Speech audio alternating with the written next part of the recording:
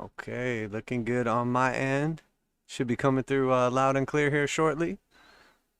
Let's do it.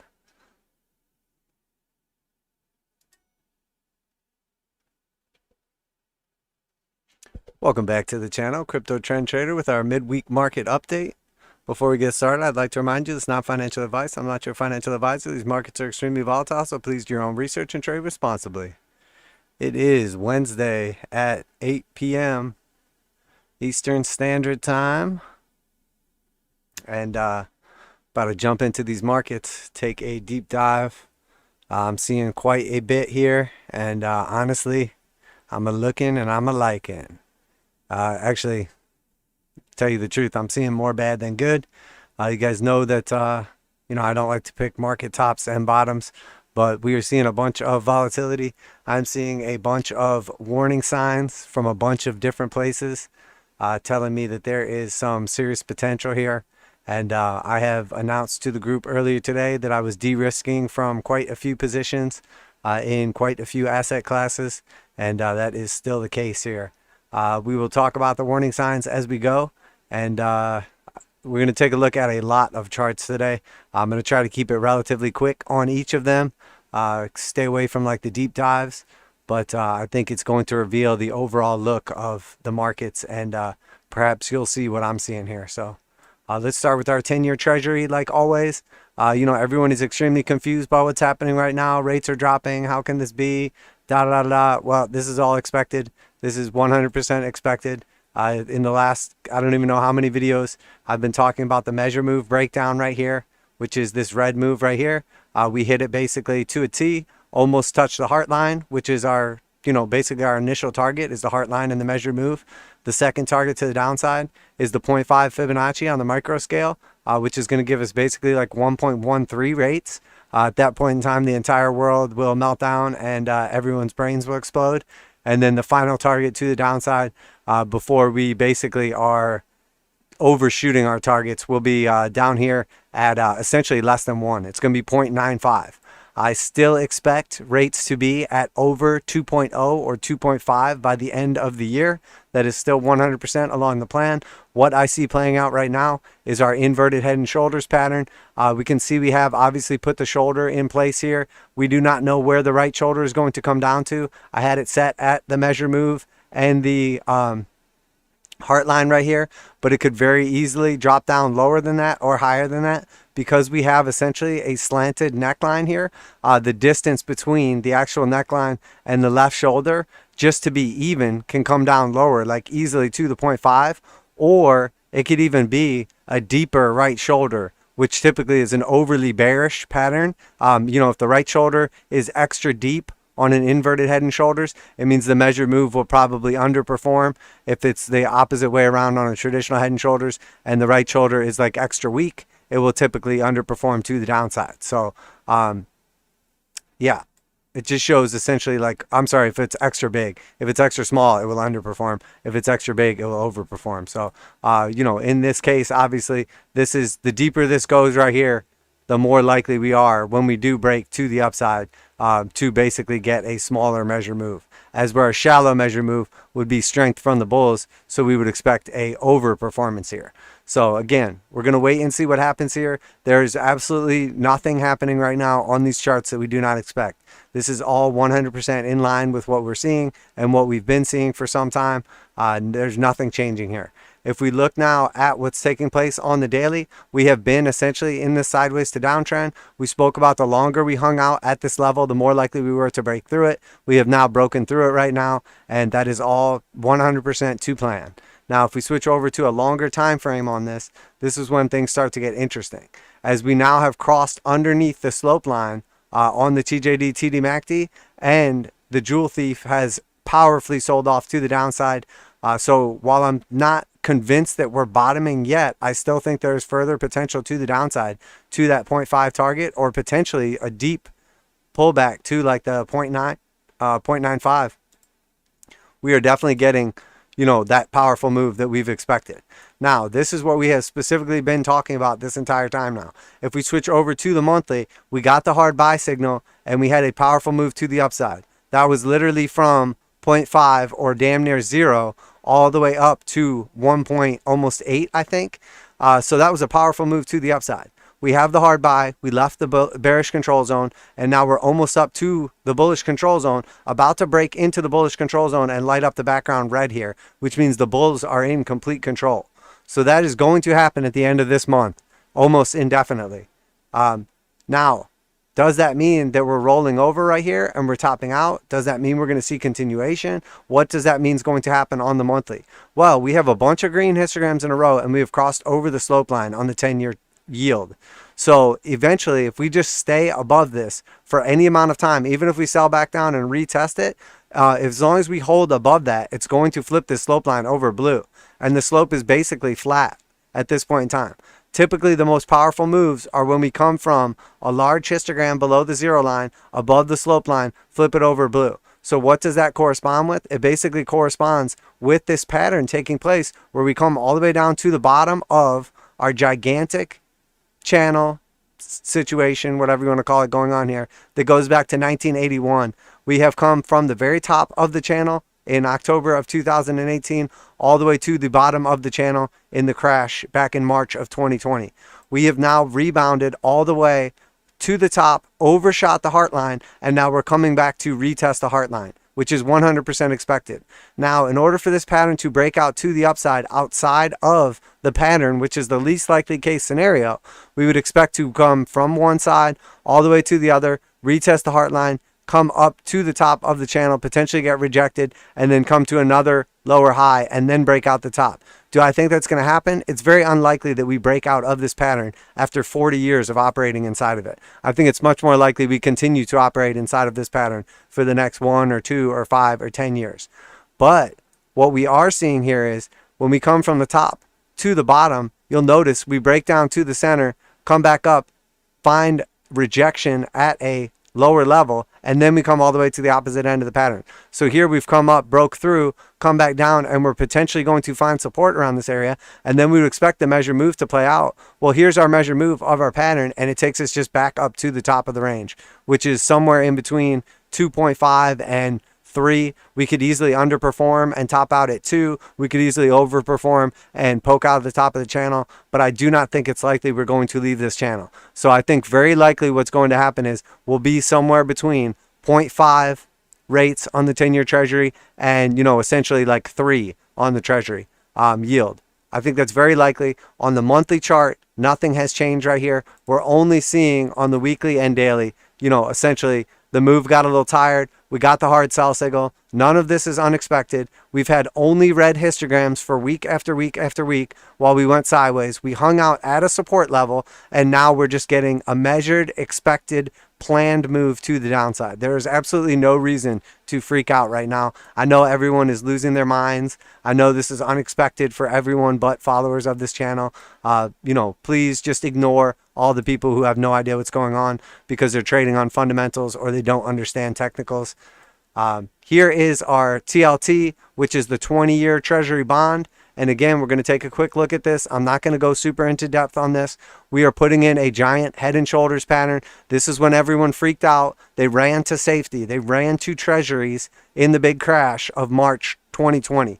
That is what people do. They run to the safest bet. The safest bet was that the United States government would continue to exist no matter what happens to the stock market or the rest of the world, the rest of nations, whatever. Everyone got scared. They ran to treasuries, and the price of an actual treasury shot up to $180. This is directly correlated inversely with the yield. So as the price of bonds goes up, the yields goes down. So if this was our 10-year treasury bond chart, at this same time that the yields went to 0, the peak went up on the price of them. So in this case, we're looking at the 20-year. So it didn't go down quite as low, but again, you'll see that same head and shoulders pattern taking place. Again, we had the right shoulder in place up here. We are 100% on track. We have hit our measured move. We could easily go higher than this, showing strength essentially of this right shoulder. It does not change anything. We are literally below the 200 exponential and simple moving average. We came back up for a retest, and price is trying to get above them. As far as I'm concerned, this is a dead cat bounce. This is a reflex rally after literally a year and a half of selling off inside these while the government buys, hundreds of billions of dollars worth of these things. So we're finally seeing a little bit of actual demand in the market for treasuries on top of the $80 billion that, you know, the Fed is buying. So we have the 80 billion the Fed is buying, and we're still going down. And now we have a little bit of actual people in the market that are now purchasing these, and now we're going up slightly. How high are we going to go up? Again, we could easily hit, I mean, we can go all the way back up to the resistance right here. We could underperform. There's tons of different things that can happen. Overall, it does not change anything. Our 382 target, which comes in line with the measured move, it comes in line with our, you know, basically our same left shoulder over here, our 200 exponential and simple moving average, our 382 retracement of essentially like it's an internal retracement. So we're giving back now. We have sold off all the way from 180 down to basically 130, and now we're giving back some of that sell-off. And what that means is the rates are going down while the price of bonds goes up. Could we get up here to 0.5? Is it possible we even come to the 618 and get all the way up there? Yes, it's definitely possible. It all has to do with how scared people are in the markets. So, but keep in mind, we are inside of this giant pattern. Let's go over to the weekly now. And nothing has changed. This is our big pattern right here. I'm going to go ahead and let's turn off our moving averages for a second just to make it a little more clear. We basically have been operating inside this pattern for almost 40 years. This chart goes back like 20 years roughly. Inside of this channel now, we came up, everyone got scared, we got the break, we got a nice measured move up here. And when I say we got the measured move up here, if we go from the bottom of the channel to the top of the channel, and I'm obviously on log scale, if you put our measure move up here, you can see we got a massive burst through here as we broke through the pattern. We could have gone a little further. Obviously, we got a slight underperformance, but essentially this correlates with the yields going to essentially nothing.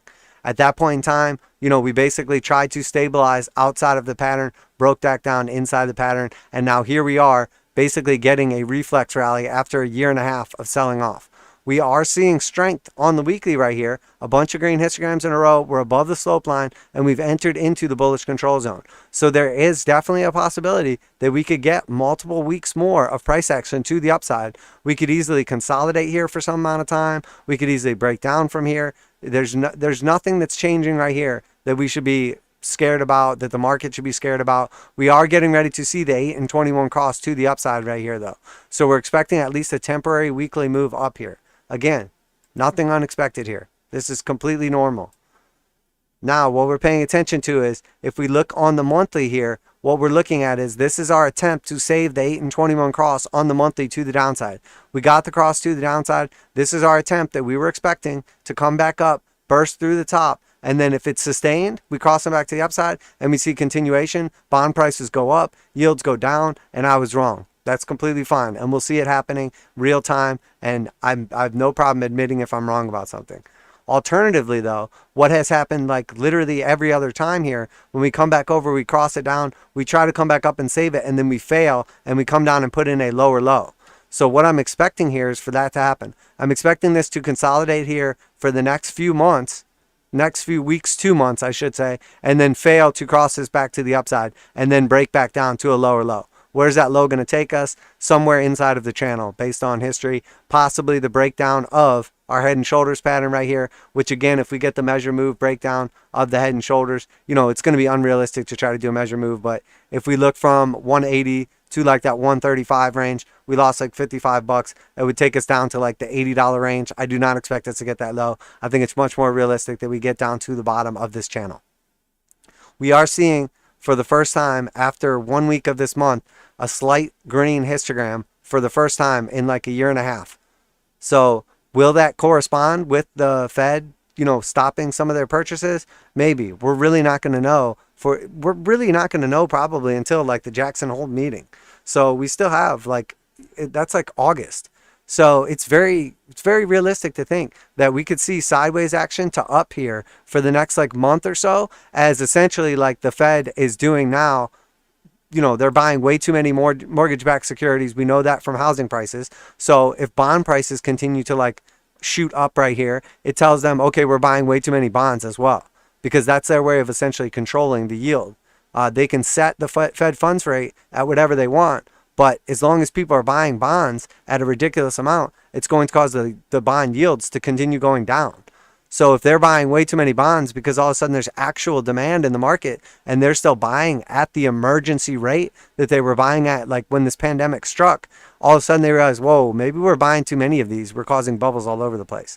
So that is 100% what I think is going on here. There are no surprises here. We are still well below on the monthly. The slope line here, it is literally losing the slope and going almost flat now and getting ready to cross to the downside, at which point in time I would expect the break to correspond with this and us to lose this 89 level here, the heart line, and then move back down to retouch our 200 exponential and simple moving average, you know, basically for the first time ever. So I know everyone is freaking out because, you know, the whole plan is, oh, rates are supposed to go to 2. They're supposed to go to 2.5. How is any of this possible?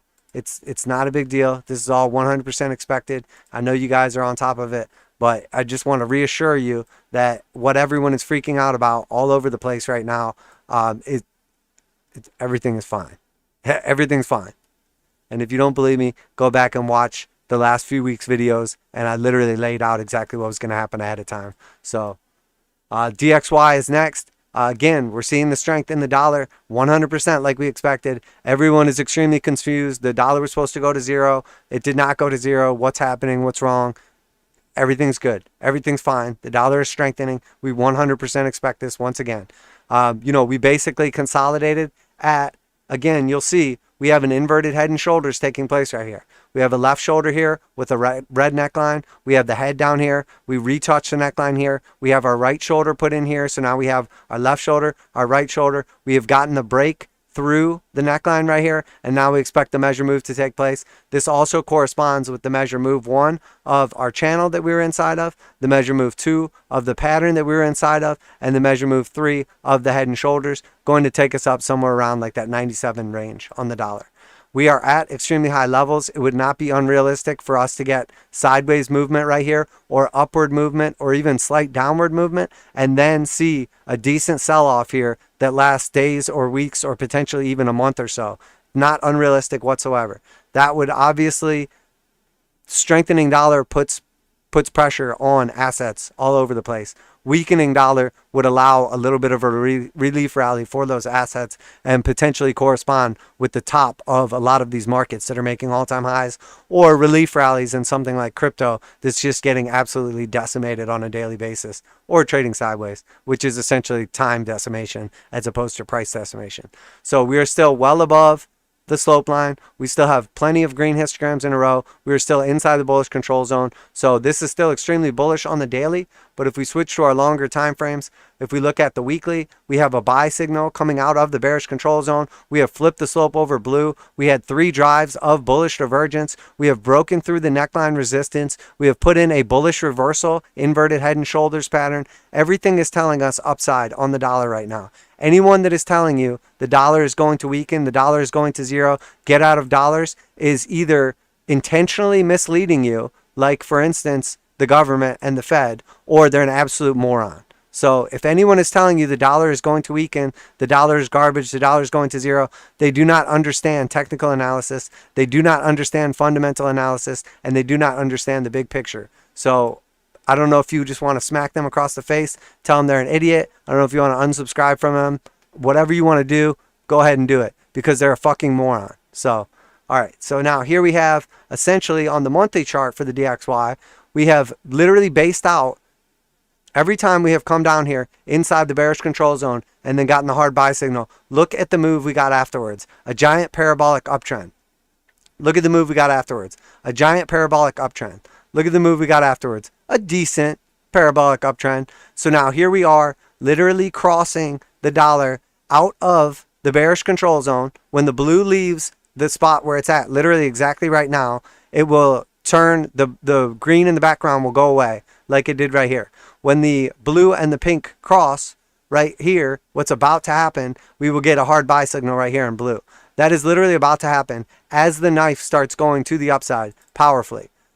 As we have bullish divergence on our weekly time frames, as we have all these things, including bullish divergence right here on the monthly time frame between these 2 points and these 2 points as well, every time frame, every chart, everything we have is telling us the dollar is going to strengthen right here. And yet somehow everyone in the world is telling you, get out of dollars, get out of dollars, you're losing your purchasing power, leave dollars, sell dollars, get anything but dollars.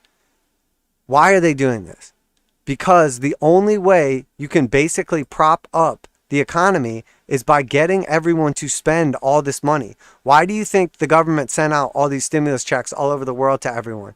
Because they want them to spend that money. Well, what happened? People were scared, so they didn't spend that money. They spent some of the money, but they spent less than ever in the past. Normally in the United States, people spend 95% of the money they get, they save 5% of it. Over the last year, people were saving up to like 50%. Now they're still at like 35% of their money they're saving because they're afraid. They don't know what to do. So everything they've tried to do has been forcing you to try to go out and spend your money, and people aren't doing it. Well, we did it with a lot of money. All over the world, trillions and trillions of dollars spent and propped up the economy. They propped up asset prices like houses. They propped up stocks. They propped up all kinds of different things. Collectible cards. They propped up used cars. They propped up everything you can possibly imagine. And now what is happening? People aren't buying that stuff anymore. It's running out of steam. The markets are potentially getting close to topping. The dollar is showing us that all of a sudden people want dollars again. Why do people want dollars again? Uncertainty. What is inflation? Inflation is basically when you're afraid everything's going to cost more in the future because prices are consistently going up. So it makes sense to stock up on as much stuff as you can right now. Buy as much goods as you can right now if you're going to need them. Buy as much property. Buy as much stocks. Buy as much of everything as you can right now. Spend your dollars now because they're going to be worth less in the future. And now what is everything telling us? What have I been saying this entire time? It was all a facade. It was all a trick. It was all intended to basically prop up all these markets, to prop up the economy, scare everyone into thinking there's going to be inflation. So now what is everyone saying? What did I say months ago?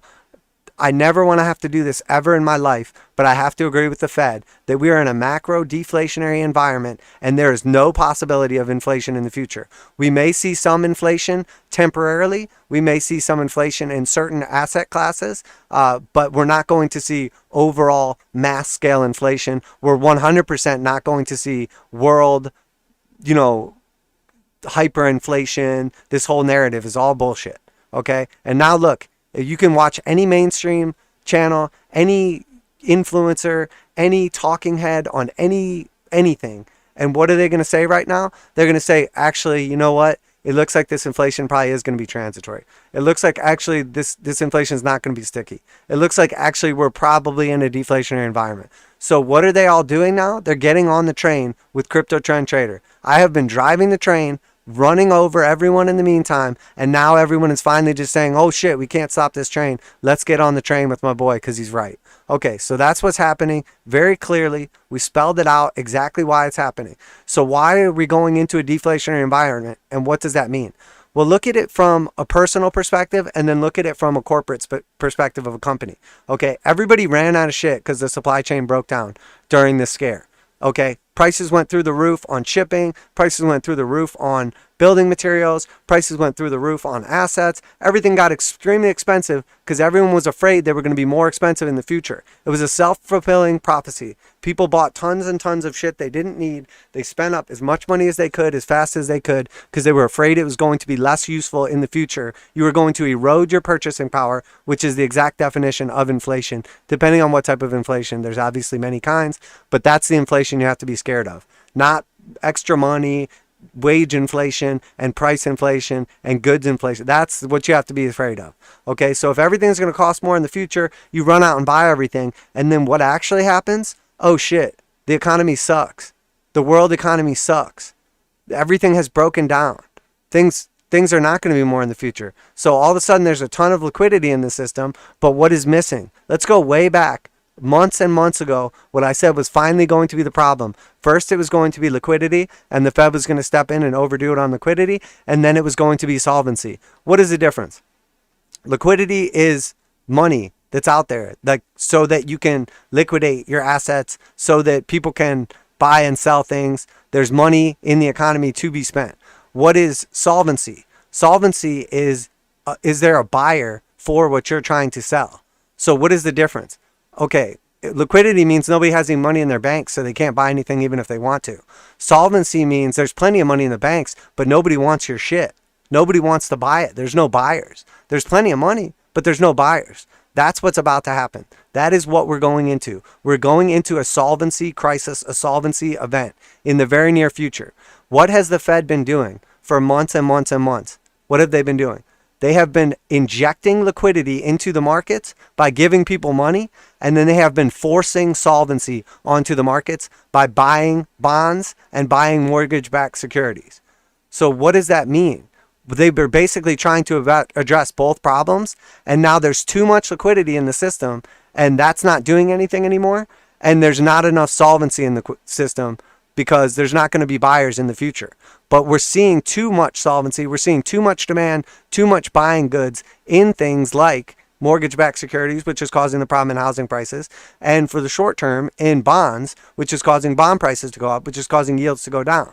So all these things are just a scale. Imagine we're on a life raft right now, and there's sharks all around us, okay? And the life raft is like, there's massive waves and there's a crazy storm going on, and we're all trying to stand on the life raft, okay? And everybody's standing on one corner of it, and then the Federal Reserve is running around trying to balance it out, but they're like 10 seconds behind everything. So they run to one area, and it caused the whole life raft to switch to that area. So then they run back to the other area. They run back to the other area.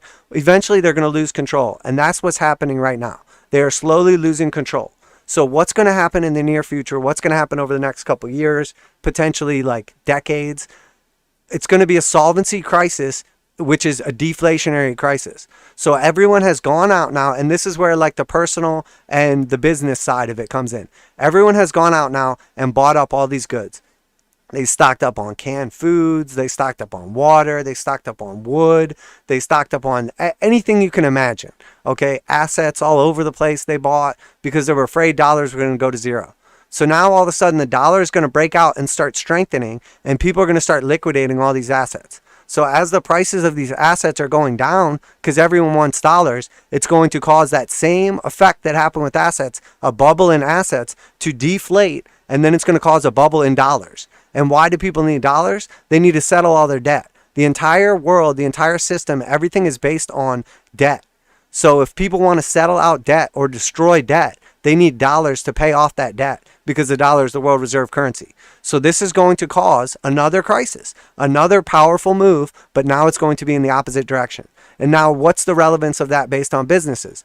Businesses broke down because their supply chains broke down because of something. You know, it's basically an inherent flaw in the system. We have sacrificed resiliency throughout businesses worldwide to gain profitability, basically. Instead of, it costs money to hold goods, to hold, supplies. It costs money to store them in warehouses. You don't want to have extra money spent on something that's just sitting around. You have to make sure that it doesn't get flooded, it doesn't get broken, it doesn't get stolen. So all these things cost money. So what we do, we started adopting something called just-in-time inventory, which is where you literally get something the second you have a buyer for it. In some cases, you already have a buyer lined up and you're waiting for it to come in the mail. So you don't have to any carrying costs. You don't have any money on the books for, basically to protect all the stuff, to keep it, secure it, to hold it, to store it. And instead, you're just assuming that it's going to be there in time so that you can sell it when you need to. Well, when the supply chains broke down, just-in-time inventory broke down, and all these companies had no resiliency because they were efficient. They were making money, and they weren't wasting any money holding inventory, and they were doing everything just in time. Well, that broke down and failed. So you'll see there's a couple companies out there that didn't do that or did it better than everyone else. They kept a little more inventory. Like, for instance, Toyota kept semiconductors stashed up for like 3 to 6 months in the future. Therefore, Toyota didn't have the same issues that most car companies had getting semiconductors, so they were able to still manufacture and sell cars. Well, other businesses did that as well, but the majority of them broke down and suffered because they had extra costs for transporting and shipping goods. They had extra costs because now prices of everything's going up because demand is through the roof. And then everyone in front of the supply chain, in front of everyone else, started raising their prices because everything was more expensive for them. So then it just trickled down through the whole supply chain, and now everything is more expensive, and we're seeing this temporary inflation. So what did everybody do? They stacked up so much stuff, not just on the consumer level, but on the distributor, on the supplier, on the business level as well. So they put in all these ridiculous orders for double what they needed, triple what they needed, quadruple what they needed, knowing that they weren't going to get them filled, or in the event that they did get them filled, that they were going to need them in the future. So people are putting in double and triple and quadruple orders. They're stocking up everything. They're buying all this stuff. And now all of a sudden, the demand that they saw, the spikes in demand, or the supply chain is coming back online. So now all of a sudden, your supplier calls you up and say, hey, great news. We got all that wood you need. Oh, you know what? I actually don't need all that wood. I just assumed that you weren't going to have the wood when I did need it. So I want to let you know I was going to need wood again in the future. So I'll just take like a quarter of that wood. That's what's happening all over the place right now. The same way the consumer ran out and bought a ton of stuff, and then all the stores said, oh my God, ramen noodles are going through the roof. Everybody's buying ramen noodles. We got to get more ramen noodles. And then all of a sudden there's a ton of ramen noodles just sitting on the shelf because nobody's buying them anymore, because people are going back out and going to restaurants and going back out and buying different foods. And, that's just a specific example. But that's what's happening right now. It's happening all over the place, and people don't realize what's taking place. And that's all on top of all this labor shortages and all this and all that. But just specifically the argument between the dollar, bonds, yields, inflation, and deflation, that is just the overall breakdown of it. So very soon in the future, people are going to still need things like meat and fruit and vegetables and grains and stuff like that. So those things, the price inflation may not be transitory. We may see temporary pullbacks on things like that, but we're still going to need those in the future because we need water, we need food, we need things like that to sustain life, to be humans and be alive. We need that stuff. What we don't need is fancy cars and motorcycles and stonks and meme stocks and cryptocurrencies and all this other shit, extra houses, all this stuff, baseball cards, that everybody's been going crazy buying all this crap up, stocking up because they were afraid it was going to be more expensive in the future because everything was going into these speculative bubbles. Nobody's going to need any of that shit. And then all of a sudden, people are going to need to pay things like rent again. They're going to have to pay student loans again. They're going to have to buy food again. They're going to have to pay for actual things that they need. So we're going to see all these speculative assets, all these speculative bubbles are going to start deflating. They're going to start dropping. And then all of a sudden, it's not going to be a liquidity crisis anymore. It's going to be a solvency crisis. It's not going to be a problem of, is there money in the system to buy this stuff with? It's going to be a problem of, is there a buyer? Is there someone on Craigslist that will buy your shit? Is there someone on eBay that will buy your shit? Is there a pawn shop that will buy your shit? And if they do, what are they going to pay you for it? They're going to pay you a fraction of what you just bought it for, because nobody wants your old used car that you paid $40,000 for when retail value on a new car, that exact car, 3 years newer with 0 miles, is $5,000 less than what you paid for a used car. No one is going to want your baseball cards that we're selling for highest levels ever. Nobody is going to want your collector's edition Nike shoes that you just paid $50,000 for when, in all actuality, they're worth 10 or 20,000, whatever. I'm talking about collector's goods and stuff like that.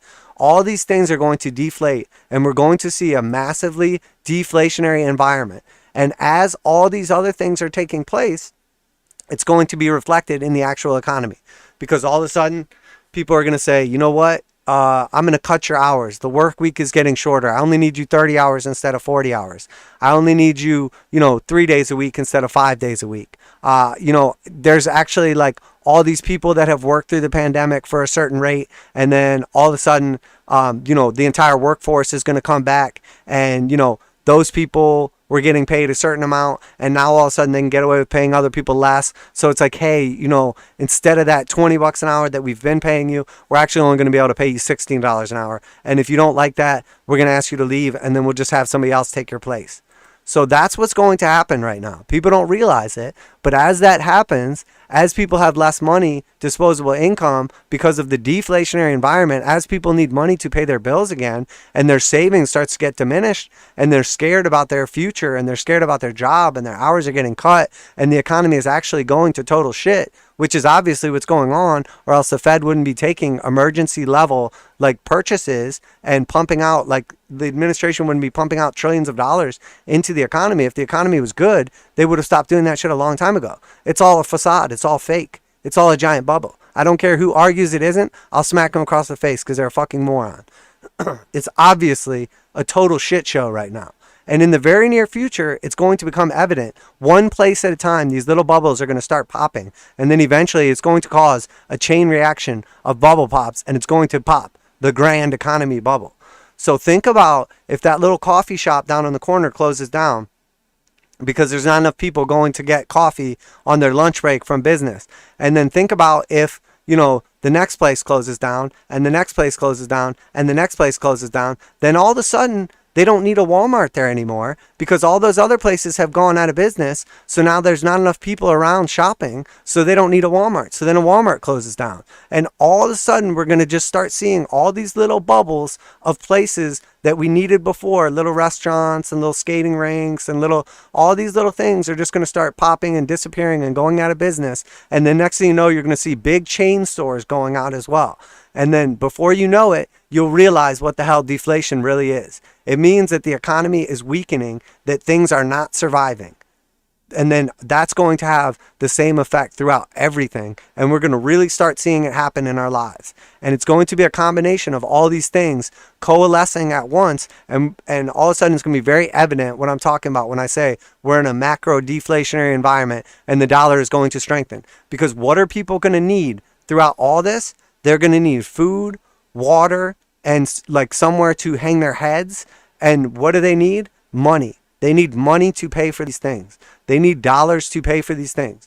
It's going to get worse all over the place, but in the end, people are going to demand dollars, not goods, not services, not all this crap, these speculative bubbles, not all this stuff. They're going to want money so they can pay their bills, so they can eat, they can feed their families, they can keep them safe with bang sticks, and they can have somewhere to lay their heads. And it's going to get bad before it gets good. I promise you this. So anyway, there's my rant to start off the video with.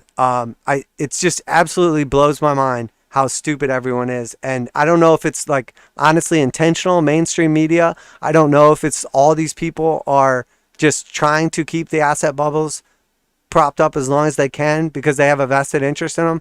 But know this, your boy is invested in silver, gold, stocks, real estate, all these different things. You don't think I want exponentially higher prices forever and to just keep making more and more and more money? I would love it. But that's not what I'm here for. I'm here to help you guys out and tell you the truth. I'm here to call your kids ugly. I'm here to tell you about shitty investments. And I'm here to tell you about what the future looks like regardless, okay? So use this knowledge however you please. It's not financial advice. I am not your financial advisor. Markets are extremely volatile. Please do your own research. Trade responsibly. Don't make life decisions based on what some guy on the internet is telling you. But I assure you this. You look back at what I tell you in the past. You look back at what I'm telling you now in the future. And you're going to say, holy shit, this dude was right.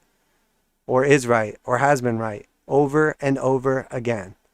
So now, let's look at some of these shitty assets. Some of the horrible assets all over the place. So let's start off with the Dow Jones. Dow is back up here at all-time highs, retested the area, got rejected, trying to push back up to it again. Still have bearish divergence very clearly taking place. 1, 2, 3 drives right here, trying to get back above the slope line. On the daily, this does not look terrible.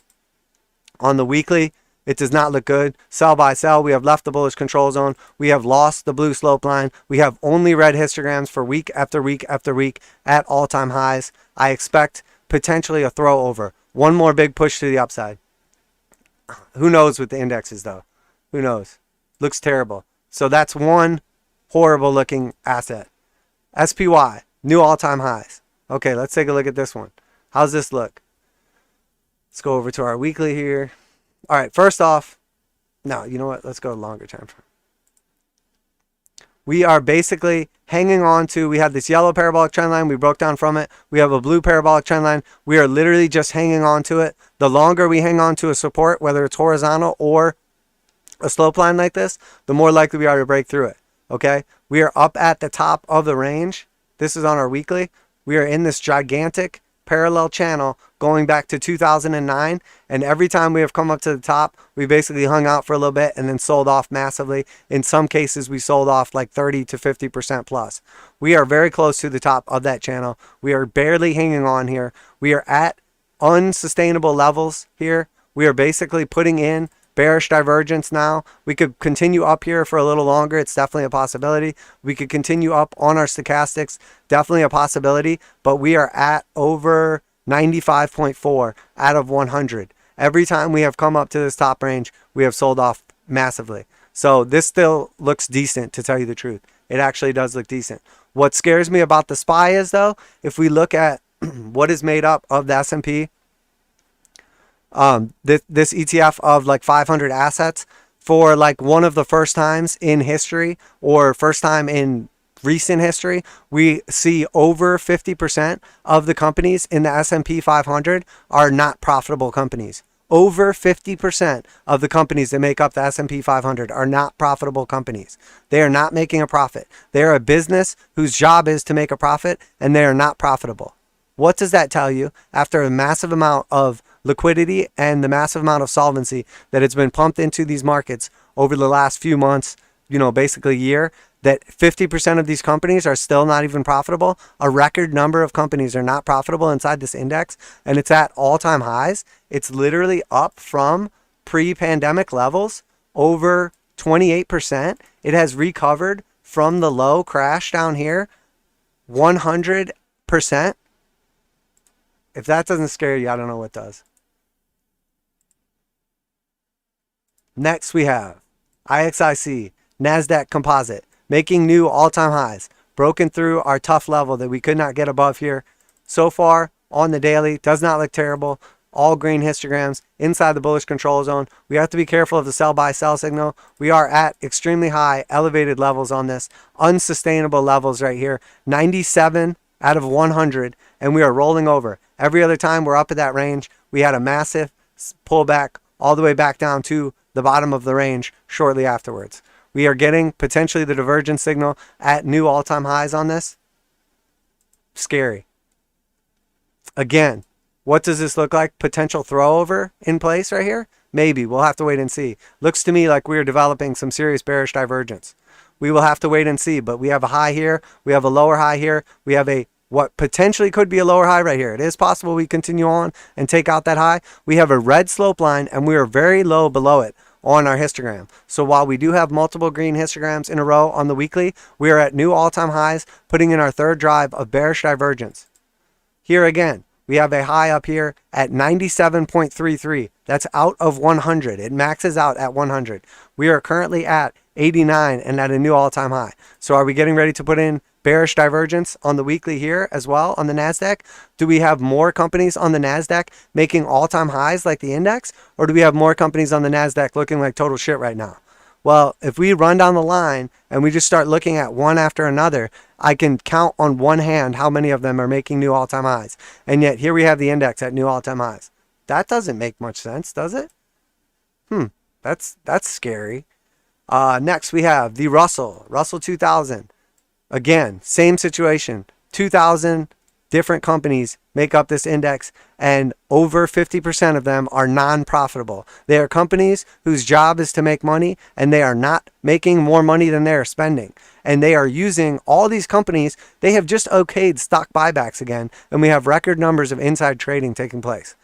That is scary as fuck. So they're literally, the people who know what's going on inside the companies are selling, and then they're using the company money to buy their own stocks back to prop the price up. What does that? That's literally like the definition of like a Ponzi scheme, like bubble. It's absolutely ridiculous. Anyway, daily bearish divergence at literally all-time highs right here. Let's switch over to the weekly. We're hanging out at resistance, getting the hard buy signal at the top of the range after we have lost the slope line, multiple red histograms in a row, well below the slope line. This thing is almost at zero slope, getting ready to flip over red and go into a bearish downtrend on the weekly while we're at new all-time highs, while over 50% of the companies inside of this index are not even profitable. They're not even making $1. That's scary. All right, so that's our indexes. They obviously all look like shit. Let's look at some of the sectors that are taking place inside of the U.S. economy, inside of the U.S. stock market, I should say, which is right now the strongest stock market. So if this is the strongest market, look at Europe, look at Canada, look at Japan, look at some of these other markets, and they look exponentially worse than this. So if this is the ugliest girl in the room and she still looks like shit, that should really scare everyone. That should really make you think twice. And again, this is not to scare you. I'm literally just giving you a warning right now as what I'm seeing that makes me think, you know what? This was fun. I had a really good time, but I'm just not sure I want to be in this snowball fight anymore because people are starting to throw rocks, and that's not cool. So ICLN, clean energy, this thing is absolutely pathetic. It broke out right here, came up, didn't even get up to its 382. It's barely hanging on right here. It's potentially we have more movement to the upside, but it is rolling over. It's losing strength, and it literally has not even put in a higher high than the two previous peaks. Looks terrible. XLE, the energy sector ETF. This is basically like one of the sectors, you know, inside the United States stock market, represents energy as a whole. How does this look? Does not look good. We're seeing big red candles coming in. We're losing the slope line on the daily. We got the hard sell. We already hit our target right here. Let's switch over to a longer time frame and see how it looks. Okay, we had a bearish engulfing candle. We tried to reclaim that level with this bullish candle right here, and then indecision candle, and then we sold off. We are literally just giving back 1 week after another week after another week. We have lost the bullish control zone, and we are getting ready to see the hard sell signal. As soon as this blue crosses down below, the knife is stabbing down aggressively to the downside. We are seeing more red histograms than green histograms. We're still above the blue slope line, but we're seeing extreme weakness at, I don't want to say all-time highs, but at cycle highs. And we're seeing them at exactly the 618 retracement of key fib levels based on our previous all-time high down here. So this is a very high likelihood that we would get rejected at strong resistance and also a key Fibonacci level. So another one that looks like shit. That's a whole sector. XLK, technology. How does tech look right now? Tech looks good. It looks powerful. It looks scary good. Okay, we're at the daily, at the top of the range. Sell buy. Potentially going to get the sell signal soon, but we're up here at 97% or 97 out of 100 basically. All green histograms, blue slope. This looks good. Looks almost too good. Looks almost like a throwover is about to happen. We have a high here on our indicator oscillator. We have a high here on our indicator oscillator. You could count this one or not count this one, but now here we have a lower high here on the indicator oscillator. So we have a high, a lower high, and then a potential another lower high below the slope line with a red slope on the slope line, potentially about to get rejected right here with a high, higher high, higher high, triple bearish divergence on the tech sector. Careful now. Again, maybe this thing goes to a billion, trillion, gazillion, and I'm wrong about everything. Or maybe I'm right. And I'm just telling you guys the truth while everybody else pisses on you and calls it rain. XLI, industrial sector. How's this one look? All right, we sold off pretty heavy here, went sideways. Looked like a bullish consolidation. Not terrible. Let's look at a longer time frame here and see what's going on. We have been inside of this trend since 2009. Inside of this channel, we are now back at almost the top of the channel here. We are inside of the bullish control zone. We got the sell, buy, sell signal. That's a divergence double signal at the top of the range. We have seen only red histograms for week after week after week. We have now sold off below the blue slope line. We are below the slope line. If we stay below this long enough, it will turn red and flip over, and we'll go into a long-term bearish downtrend. Does it take us down to the heart line? Does it take us down to the bottom of the channel? I do not know, but wherever it takes us, it is not going to be good. So that is our industrial sector. Another one that looks like shit. XLF, let's look at financial sector. Everyone's talking about how great financials are, how financials are the place to be. Banks are going to do this. Banks are going to do that. Banks are going to go away, okay? Banks are going to go away. That's the fundamentals. We are at, on the weekly, at the top of a range. Okay?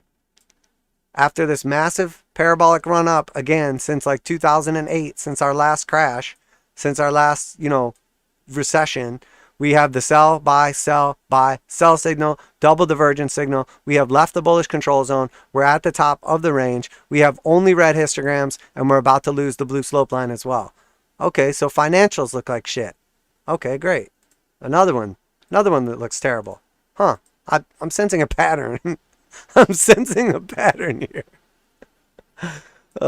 Utilities, XLU. Let's check out the utilities. How do utilities look? Okay, first off, it's important to know utilities are a safety trade. It's where everyone runs to because they're much less volatile than everywhere else. So even if they do sell off, you put your money to work over here while everything else goes to shit. And then once everything else goes to shit, you move back out of utilities and then you move it back in. It's the same as the bond trade for old people. It's the same thing. It's a safety trade, okay? We have been, once again, since the 2008 crash down here, inside of this channel. We broke through the bottom of the channel and then reclaimed it and never even made it back above the heart line in this whole entire process, this whole entire massive rally up here. And now here we are back at the bottom of the channel. We're at the bottom of this little channel. We're at the bottom of the big channel. And again, we have the buy, we have the sell, we have left the bullish control zone. We see only red histograms on the weekly. We have crossed below the slope line on the weekly. Utilities looks like, say it with me now, shit. That's another one. Okay, so far, just about everything looks like shit. And then tech looks really good. Scary good. XRT, let's look at retail. How does retail look? The retail trade, the reopening trade, yay, everything's great. Except for this bearish divergence we're seeing all over the place. Let's go to a longer time frame. Check out the weekly. Okay, this is a bullish pattern, right? An ascending triangle. We're at all-time highs. That's great. Everything's great. Meanwhile, what's about to happen right now? We are about to get the sell signal and leave the bullish control zone. Uh-oh, wait a minute. Bunch of red histograms in a row. We have seen only red histograms in a row while we're at new all-time highs. For how long here? We have lost the blue slope line. Oh my gosh, retail looks like shit. Oh, I could have told you that just by walking around and looking at how many stores have closed down or looking at how many employees stores have or anything. And I'm sure you could do the same thing. And if you don't leave your house because you're afraid, you can just go on the internet and someone else will walk around and you can watch their camera. XTN, transportation. Oh, so just to recap, retail looks like shit. XTN, transportation. We were inside of this channel since back in 2020. This is our massive reflation trade. This is our exponential shipping costs, transportation, everything like that. And we were inside of this channel and we have broken down from the channel now. We tried to get back inside the channel. We could not. We are so far just holding on to these levels. The measure move will take us down back to like 65. We're at 85 right now. That's a pretty heavy sell-off. Let's go to a longer time frame and see how it looks on the whole. This is at all-time highs. Transportation costs, shipping costs, all that has gone through the roof. It's no surprise. You've heard everybody talk about how much a shipping container costs more, how much shipping costs, how much this, that, and the other costs. Sell by sell, divergence signal at the top of the range, at new all-time highs. Multiple red histograms in a row for week after week after week after week after week. Below the blue slope line here, if we stay below it long enough, it will literally flip over red. And this thing could have, again, I don't have to tell you. Transportation looks like shit. Let's look at our next one. So far, everything looks like a steaming hot pile of, say it with me now, shitty. This is the iShare transportation, slightly different, but I just wanted to, for perspective, take a look at this one as well. Again, we have like that same similar channel here, and then we have a resistance right here. We flipped above it, and then it acted as support, and then now we have lost both support levels. Again, same thing. We're getting a little reflex rally. We're seeing the bears in control for the first time in over a year, and we're getting a little bit of a reflex rally outside of it. What do I expect to happen? Well, it's not going to go up. Let's put it that way. U.S. oil. Okay, so U.S. oil was the trade. And what do we say? We're expecting U.S. oil to come back down and retest the breakout level. And now, meanwhile, we have fundamental problems with OPEC. All of a sudden, the big group of people that has agreed to only sell so much oil, once again, the media is spinning a narrative that doesn't even make sense. So there's problems with the people who are agreeing on how much oil they're going to sell. Well, are they agreeing that they need to sell more oil? No, OPEC has limited the production and sales of oil. It's an agreement from all the oil producers around the world to only sell so much oil. That way the price of oil can go up, so oil can get more expensive.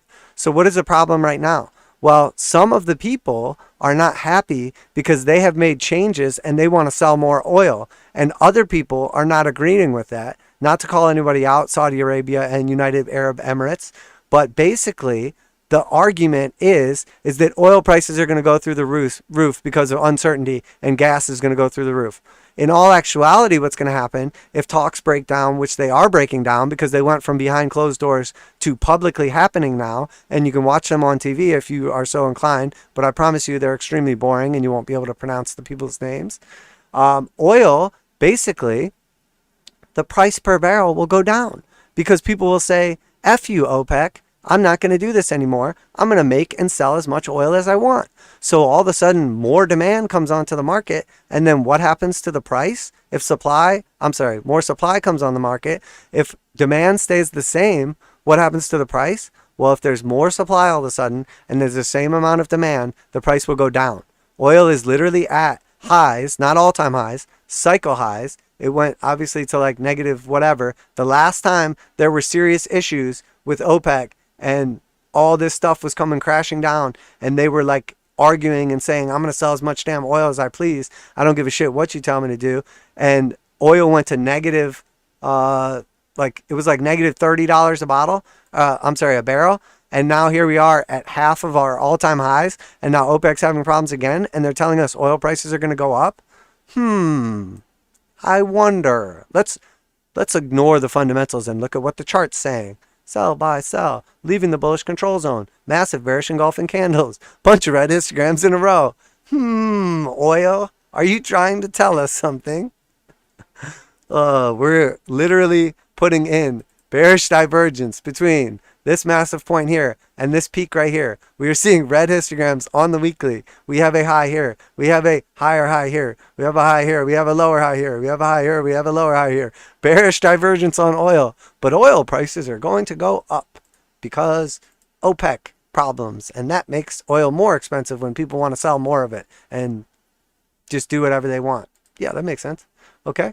And then, okay, so that's it for our overall perspective on, some of the sectors and oil and dollar and bonds and yields. So that should cover the broad range of the markets and how everyone is either a liar or a moron that you're hearing information from right now. You cannot believe anything you're hearing from talking heads. You cannot believe any of these influencers on YouTube or whatever social media you're seeing. You cannot believe any of the stuff on the news, any of the financial channels, any of it. They are literally, everything the government is saying is the absolute opposite. They're telling you a 4th of July dinner cookout costs less than it did last year. Has anyone actually bought groceries recently? Like, everything they're saying is literally the opposite of the truth. So before I look at Cleveland Cliffs here, I'm going to jump over in the chat. There's a couple random requests. Yeah, Rant 101. You got it, bro. What's up, R-Kids? Good to see you. CW, message retracted. I'm not sure what you mean by that. Just kidding. Thank you, broski, for coming online. For sure, brother. Good to see you. I've been investing my home mortgage into comic books. Yeah, right? Why not, right? Buy as many comic books as you can. Bubbly says Rant 101. Yeah, for sure. Let's keep it moving here because I don't want to spend too much time on anything. Cleveland Cliffs, we spoke about this one. This was a request specifically. We've been in the same upwards channel right here. We are basically like bottomed out at the bottom of the channel right now, potentially getting ready to make the measure move to the downside. If we zoom out and we take a look at the bigger picture, matter of fact, let me go to the weekly. We're at a key level. We'd be topping out from our top right here to our bottom. We are at the 618. We are also at a key level of support that is flipped into resistance now. We are also at the 1.382 Fibonacci extension. I think more likely than not, we break back down here and then we base back out around the 0.5, close to like $12 and like 25 cents, somewhere around there. And then we'll see what happens. Losing, still have the slope line, but all red histograms this whole way up. Massive divergence signal. Does not look good. So far, That's, let's say, 1/4 of the charts that we're going to be looking at today. And so far, the overall theme is they do not look good. Okay, so let's keep moving on here. USD, CAD, let's skip that one. Tesla, okay, so this was one of the trades that we closed out here. Closed it out at the top. It has since then sold off like 10%. This was the area that we said we'd potentially be interested in. If this green support line holds right here, it could potentially get bought back up at the 382, at this green support line, at the top resistance line that we broke through. Resistance, flip support. This is a break, retest, and continuation potentially back up to essentially the next level, which would be 737. Do I think that's going to happen right now? No, not really. Sell, buy, sell. Left the bullish control zone. All red histograms. I do not like how Tesla looks right now. Took profits, and I will wait and see what happens in the near future.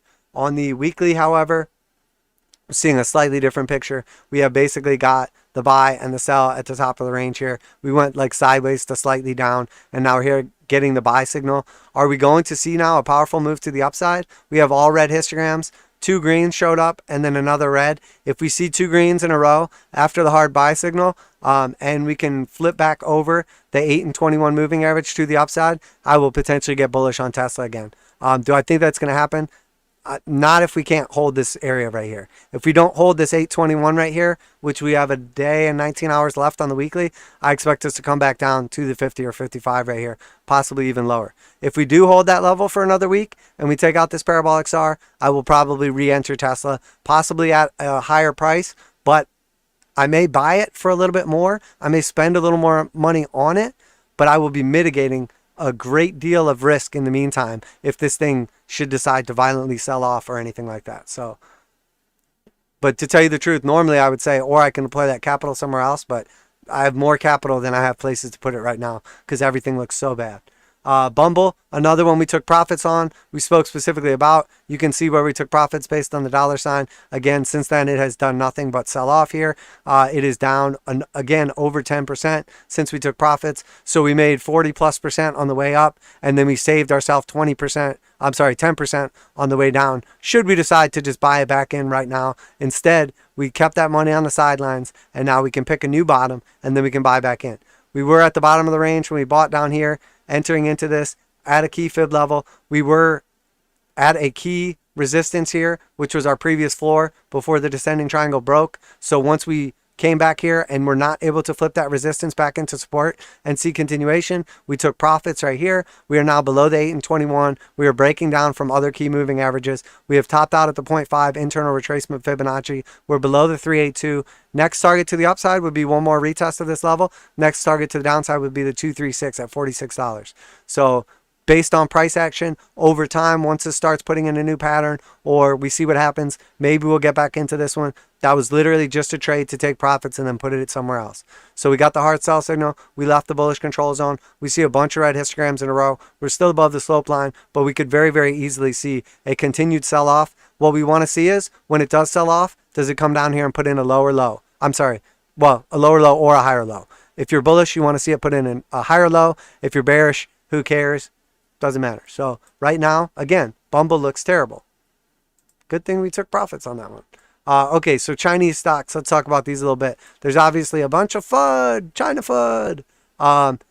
Remember how we said months ago that since the beginning of all this happened, China has been like a month or two ahead of the rest of the world with the actual pandemic itself because they got it first. You can argue that the U.S. had hands in making it or funding it or whatever, but regardless, they got it first. So they were like a month or two ahead of everybody. Throughout all of this, they're also one of the leading exporters in the entire world. And now what is happening to the Chinese markets? What is happening to the Chinese bond market? What is happening to Chinese stocks right now? Not good stuff. That's a clue. Baidu overall is much less volatile than a lot of these other ones, but we're breaking down from basically our entry points right here. And you know what? I really don't like this price action. We're going to end up putting in a giant descending triangle. And if we break down from here, it's going to look terrible. So, this is one that I'm still hanging on to for right now, but I do not like how this looks. And I do not like how China looks right now. Alibaba, same thing. I like the levels that we were at. I like this entry potentially. We came down and hit my targets based on the macro, but again, it's doing the exact same thing. We're back down here at those entry levels. I think I would rather just wait and see how this plays out. I am still in my trade for now, but this just looks like a giant descending triangle. And you know what? I do not like how these look. TME, 10-cent music, okay? Let's go back here, get a little bigger picture. Okay, so from our bottom right here to our, from our top right here to our bottom right here, we got our Fibonacci extension. We came up and hit the 1.618 Fibonacci extension perfectly, where we topped out literally within $1. It's almost like these fibs do something. It's almost like they mean something. It's almost like other people are using them, not just me. We broke down from that level now, and 10 cent has lost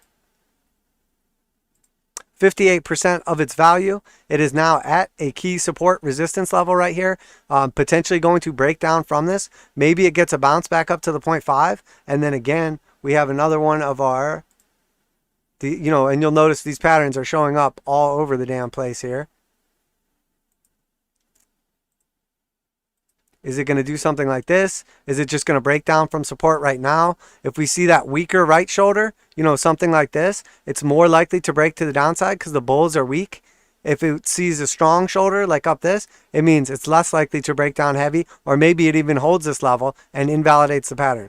But this is what I'm seeing right now with 10-cent music. Can it continually just sell off and just never have a bounce? No. But we're back here at that level where this is basically where it came out at. This is where it IPO'd at. This is where it went public at. So if we lose this level, anybody that bought this thing, with the exception of a couple people that bought throughout this dip right here, will be upside down. And there's nothing but resistance above our heads. This is the last place you want to be. Not this specifically, but a chart that looks like this. That is potentially back down to where everyone who has bought it will be underwater. Again, another Chinese one that looks like crap. You guys don't need me to tell you about Diddy. There's almost no actual price history on this because it just IPO'd or just got listed on the American stock market. Literally put in the most bearish candle ever on the 4-hour, sold back down, came back up, and then just started gapping down since then. There is talks that China warned them over a month ago that they were under investigation, that they should put off their IPO, and yet here they are. They got listed anyway. So let's say from their listing price to now, they're down over 25%, and they're probably going to be under serious investigation from the SEC. They're obviously under investigation from China themselves. And, honestly, if you're an investor in this, you probably have some kind of legal action or class action lawsuit that can be taken because it is their job to disclose that they were going to be under investigation by the Chinese government or being warned by the Chinese government. This company is owned, at least part of it, by Uber. It basically does the same thing as Uber does. And this is essentially the fight back from China saying, well, we're afraid that you're giving all our data to the United States, so you're under investigation for giving away data. The same way that we came after China and said, we're not going to use these phones or we're not going to use TikTok because we don't want you having our data. So this is literally it's the equivalence of a Cold War between the US and China. And you can blame whoever you want. It is what it is, but that's what's happening right now. This is Cathie Wood's stock right here, her newest big buy, the one I warned you guys about. I said how stupid she was and how she obviously doesn't know what technical analysis is. She just is too much money and too much fame because she's not making good investments anymore. She bought back here at $37.29. The very next candle was a sell to the support right here. This is where I said I'll buy this thing when it goes down another 25 to 50%. I did not know that this FUD was going to come out. I did not know the very next candle was going to take it down 18.5% one day later. But the fact of the matter is, sometimes I'm right and other times I'm right away. But in the end, I'm usually right. So again, everyone that has ever bought this is underwater. This is a horrible situation to be in right now. And we'll have to see what happens with this in the future. But again, I'm not going to pick bottoms. We did come down here perfectly to the 1.382. We could very easily see a little dead cat bounce and then continuation to the downside. We could very easily see a powerful move back up to $36 and close this gap and then continue to the downside. I have no interest in being in most Chinese stocks right now, let alone the worst of the worst. And again, this further proves that Cathie Wood literally knows nothing. Long term, she'll probably do okay. But short term, she's literally just trying to put in bottoms on everything. She's trying to use social media and her fame and massive amounts of money to buy things, and she's not using her brain. Back in the day, she was using strong fundamentals and somebody was helping her with technicals. Now she is literally just trying to throw around her weight with no technique whatsoever, and that is the worst thing you can do. That is the worst thing you can do. And know that these exchange traded funds, these actively traded funds, she is getting paid regardless of if they go up or down. So she's doing just fine, even though everything she buys now is going down massively. So keep that in mind. NEO looks like it is topped out here, potentially, at least short term, putting in a potential topping pattern. Is this going to develop into a head and shoulders? Is this going to sell back off massively? I don't know. I would expect this level to be key back down here at like $35.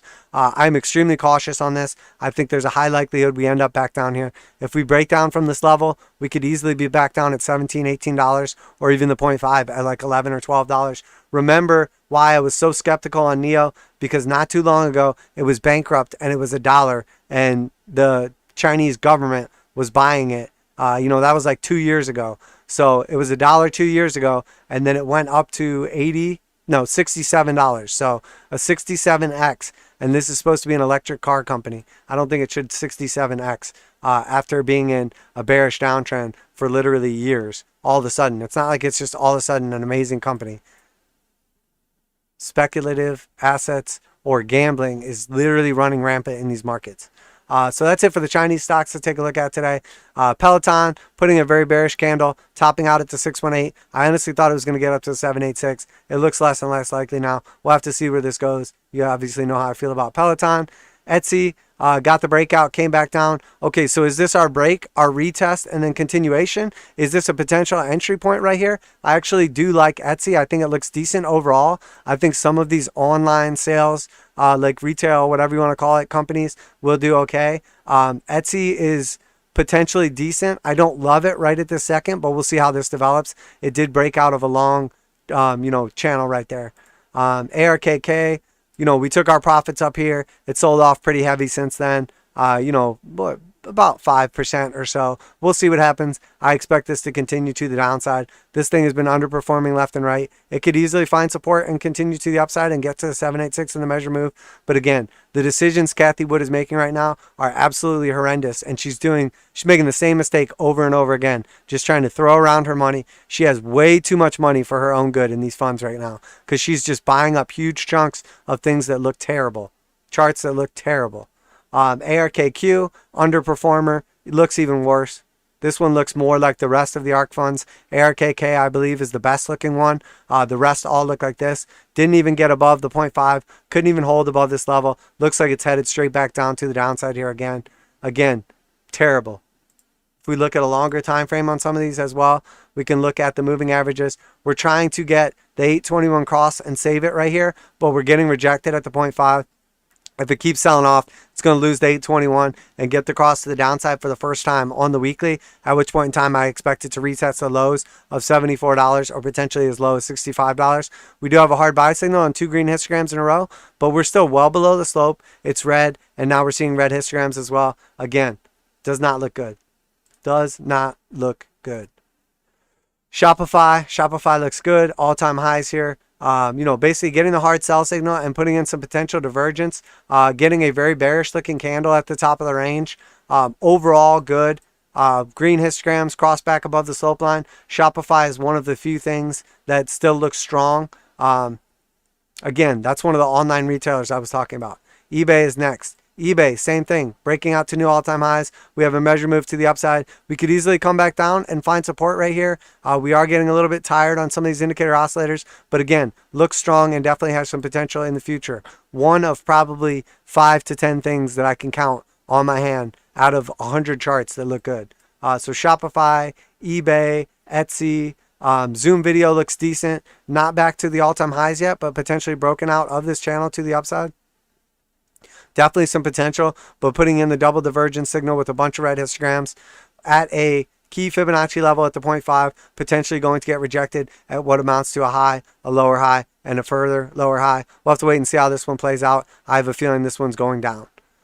We'll see if that level holds, though, the breakout level. PayPal, another one that I really like that looks good overall. We are in this trade still. We are headed up to our first target for a 17.69% gain, after which we would potentially break out to new all-time highs. We are seeing the double divergence signal, but we're staying inside the bullish control zone, putting in new all-time highs. We have a bunch of red histograms in a row, but we're seeing now a green histogram. Are we going to continue to the upside? Are we going to get stopped by this blue slope line? I do not know. I think PayPal is probably the smart. If you're going to invest in a bank or a financial institution or a payment processor, I think PayPal is the way to go over traditional banking, and the charts tell you the exact same thing as well.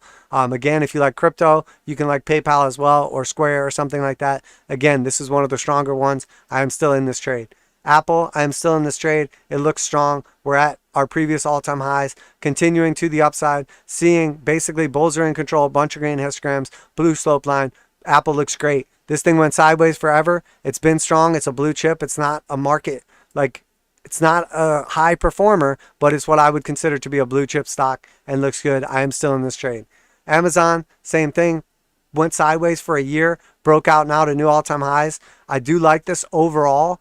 We did leave the bullish control zone and got the hard sell signal, but we're seeing green histograms. We're at new all-time highs. I like this. I think that these trades like Apple and Amazon and some of these other big ones, these are literally what's holding up the tech sector and different indexes, or Amazon, I guess you call it Amazon tech, you call it, consumer staples, whatever you want to call it. Regardless though, online retailer again looks strong. What does that tell you about what's happening on the macro with potential trends and, everything? I think people are fleeing to safety again. This Amazon is like the Bond of the tech industry or the sales industry. NVIDIA is another one that is strong.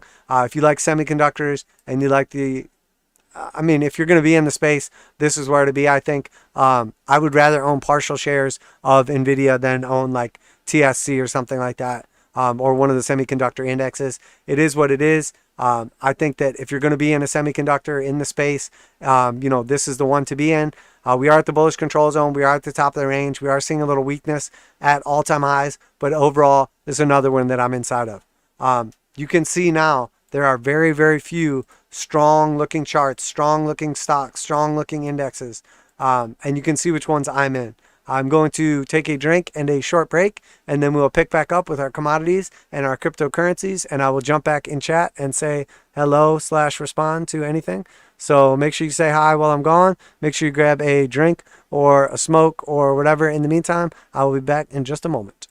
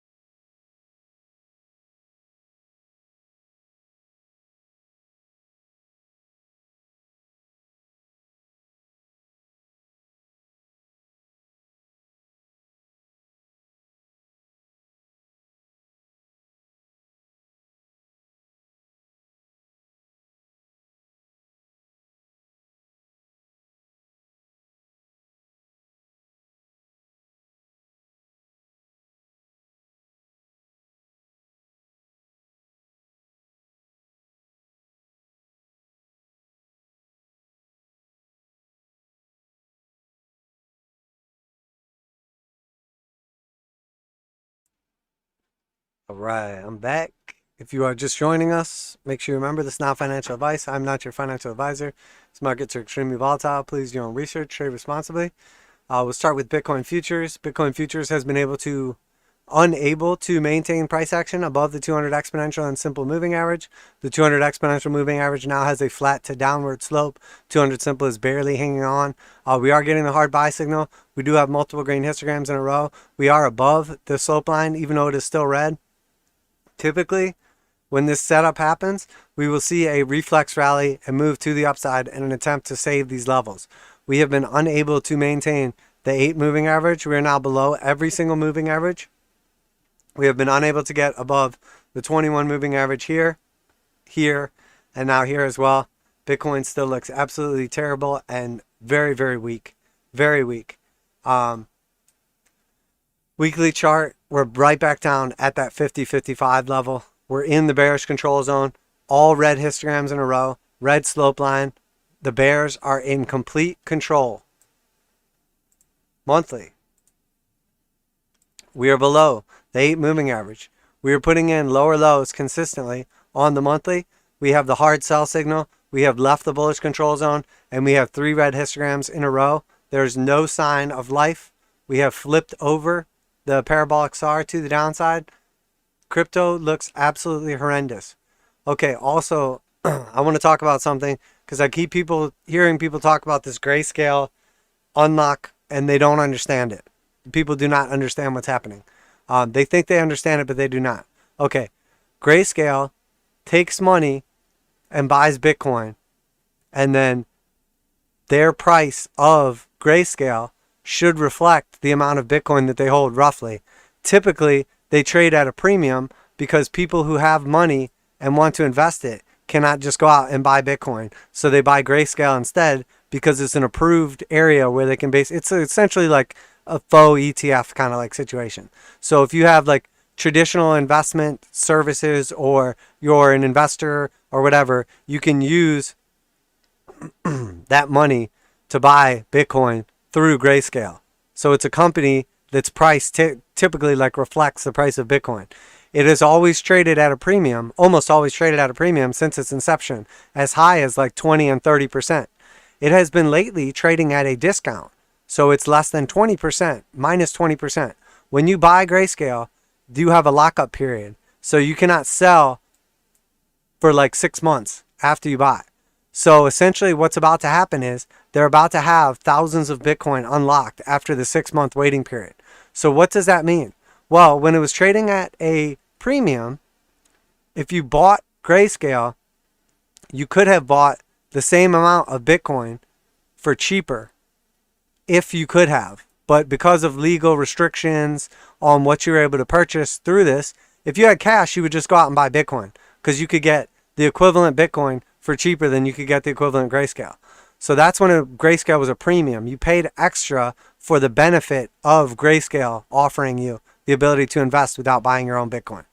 So now it's trading at a discount and there's about to be an unlock phase.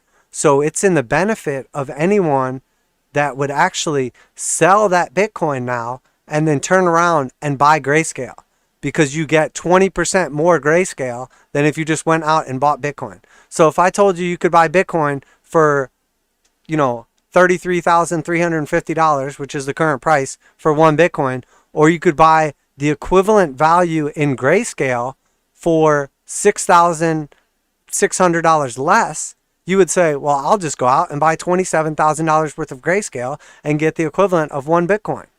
So it's in the best interest of anyone right now that believes in Bitcoin and it going to the upside to buy grayscale then, right? Because it's at a discount. So why wouldn't they? So therefore, based on the facts that I have just disclosed, if they all of a sudden unlock thousands of Bitcoin, if you're grayscale, think about that. What would you do? You would just sell those Bitcoin into the open market, and then you would just turn around and buy grayscale because it's at a discount.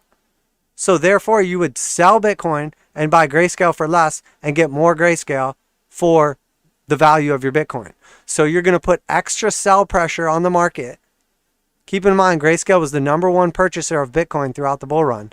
So now they're going to be selling massive amounts of Bitcoin onto the open market and then turning around and trying to buy Grayscale.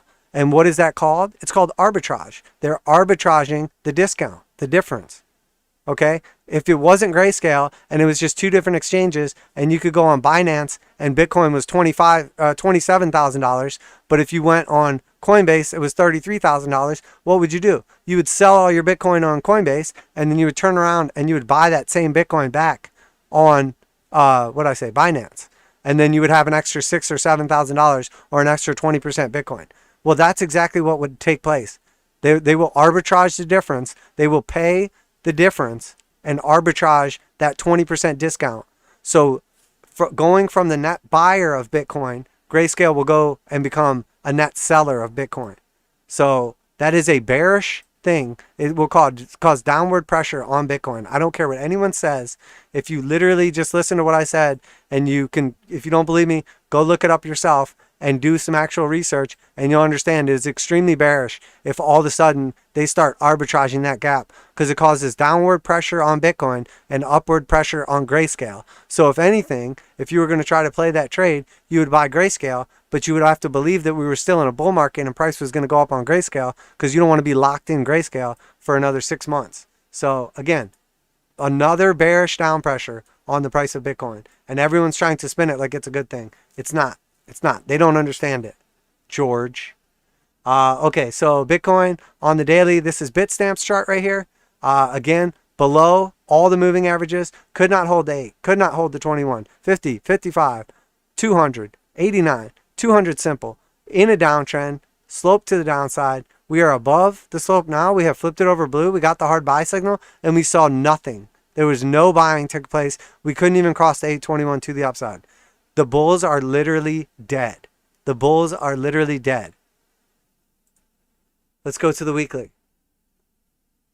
821 cross. We're barely hanging on to the 50-55. Matter of fact, we've been selling off since before the video started today, and we're continuing to sell off. And to tell you the truth, we're probably headed down to the 89 very soon. We're about to lose another $6,000 in value of Bitcoin. Only red histograms. There has been no life from the bulls in Bitcoin for literally months. The slope is now red and angled to the downside. We are inside the bearish control zone. The bears are in complete control. Complete control. They're literally, the bulls are all dead and slaughtered. And they're just huddling, diamond hands. We're below the 8 moving average on the monthly. We're coming down to test of 21 and our parabolic slope line. I will see you at 26,006 or 700. We got the sell buy sell signal. We left the bullish control zone. We have only red histograms on the monthly. The bulls are dead. Crypto is dead. I'm sorry. I know I'm hurting people's feelings. I know last time I said that there was possibility that Bitcoin goes to low targets. I know I said crypto looked bad. I know I made fun of some altcoins. I lost some subscribers over it. I'm sorry if I hurt your feelings, but do you want to be rich or do you want to be right? That's your decision. Do you want to be rich or do you want to be right? Because if you want to be rich, you can listen to me. If you want to be right, do whatever you want. Unsubscribe. Go listen to Moon Boys. I don't care. I want to make money. I don't give a shit. If I'm wrong, but I make money, I win. If I'm right, but I lose money, I lose. Because I don't care about being right. I care about making money. I trade and invest to make money, to make a better life for myself and my family. I do not care about being right. It just so happens that when I'm right, I'm making money also 95% of the time. And sometimes when I'm wrong, I'm still making money. So learn how to do what I do. I promise you, it's better than just saying, no, I'm right and you're wrong. Let's look at Bitcoin on the daily with our other indicators in place. We are getting very close to losing this area right here. We have net selling taking place on the daily. We're about to lose the slope line if we go below it. We have barely any green showing up right here, and we are in the yellow. So it means the bulls were sort of showing up and are losing strength now. Very soon that will flip to red or orange, and then it will be a yellow slope line and then potentially a blue slope line. We have lost another peak here, another green peak coming back down, about to go back to the negative zone. Again, looks terrible. Basically, everything looks horrible. Everything looks horrible. The weekly, We are still well below zero line, gaining strength to the downside. We are still seeing only red and orange, and we are picking up strength to the downside. This flipped over blue. It means the bears are gaining strength. The bears are getting stronger. The bulls are dead, and they no longer exist, and the bears are getting stronger. Okay, now let's look at our on-balance volume. We spoke about this specifically. We broke down from it, and we're seeing net selling on the weekly. And now we said if we stayed too long underneath it, this was going to flip over red. And that is the slope line. That means that in this market, there is net selling taking place. No one is buying, or if they are, there's more volume selling than buying. So what causes price to go up? More buyers than sellers. What causes price to go down? More sellers than buyers. There are more sellers than buyers in this market. This is not good. The last time this happened, let's look at the few times ever in all of existence this has happened. Going back to, this chart goes back to 2012. This was the top of a bull market. It flipped red. That's a bear market. This was the top of a bull market. Flipped red. That's a bear market. Top of a mini bull market. Flipped red. That's a bear market. Bull market. Bear market. Bull market. Say it with me now. We are in a bear market. So let's go to the weekly here and look at how that corresponds on the chart. The whole way up, it's green. And then we go into a consolidation, bear market, it's red. Whole way up, it's green. We go into a consolidation, bear market, it's red. The whole way up on this little mini bull market, it's green. We go into a consolidation, bear market, it's red. And then the whole way up, it's green. And we go into a consolidation, bull market, and it's red. So for all the crybabies that unsubscribe because I called their wife ugly or their crypto ugly, or I told them about realistic price targets and why there's potential for that to happening, good riddance. Good riddance. We'll do better without you. We don't need Moonboy, Diamond Hand, what I like to refer to as losers, not at life, but at investing or trading. We don't need them around. Here on the monthly, bear market is red all through here. Bull market is green. Bull market is green. Bear market is red all through here. And we are well on our way to entering into a bear market here. Now, again, the monthly will obviously be the slowest to react. This looks terrible. Everything looks terrible. We have lost the slope line on the monthly here. It's no longer blue. It's yellow. And the bears are showing up. We have lost our peak here in green. Everything looks horrendous. Every market, every chart, everything basically looks horrendous right now, with the exception of like 5 things. And people are still screaming, this is the beginning of a cyclical bull market in everything. After we already went up 10x. Ethereum, it got the 821 cross back to the upside and just got pathetically rejected. A bunch of green histograms in a row above the slope line. We should be seeing a powerful move to the upside on the daily. Instead, we're not seeing anything. It's barely hanging on to the 200 exponential and simple moving average. And Ethereum is like probably one of the best looking things right now. It's in between the 8 and 21, hanging on, sell by sell signal, left the bullish control zone, a bunch of red histograms in a row on the weekly. Again, we have lost the blue slope line on the weekly. You know, you can argue that it's showing some life on the daily, but Ethereum looks terrible. Got the hard sell signal finally on the monthly. It still has green histograms, but if we keep up this price action any longer, it's going to get the hard sell signal. It's going to get the multiple red histograms in a row. It's going to break down from the 8 moving average. I don't think this thing hangs on to $2,000 much longer, unless we see some kind of sudden life out of any of these assets, which I doubt we're going to see while traditional markets are just getting wrecked. XRP looks terrible. We have crossed the histograms over. The slope is still red, and it's already rolling back over to the downside. It's at support right now. If it breaks support, it's just going to start capitulating. It looks terrible. Didn't even put in a new high this bull run. It's about to get the weekly cross to the downside. No, it did get the weekly cross already on the 8 and 21. It's only got red histograms. It's below the slope line. It got the hard sell signal. XRP is dead. This is probably its last bull market ever, because I think it probably goes to 0 after this. Not literally. Dogecoin is dead. It's a meme. It could not get back above resistance. It got the hard buy signal, came back up to resistance and got rejected. It is probably one of the weakest cryptos right now. Short term, it obviously did very well this bull run, but multiple red histograms, cross back over the slope line, cannot get back to the upside. It is still hanging on the weekly. It actually looks better than most cryptos on the weekly, but it has broken down now from the 21. It has not crossed the 821 to the downside, but it's very close to going to about 14 cents. Dogecoin is very close to just getting absolutely wrecked.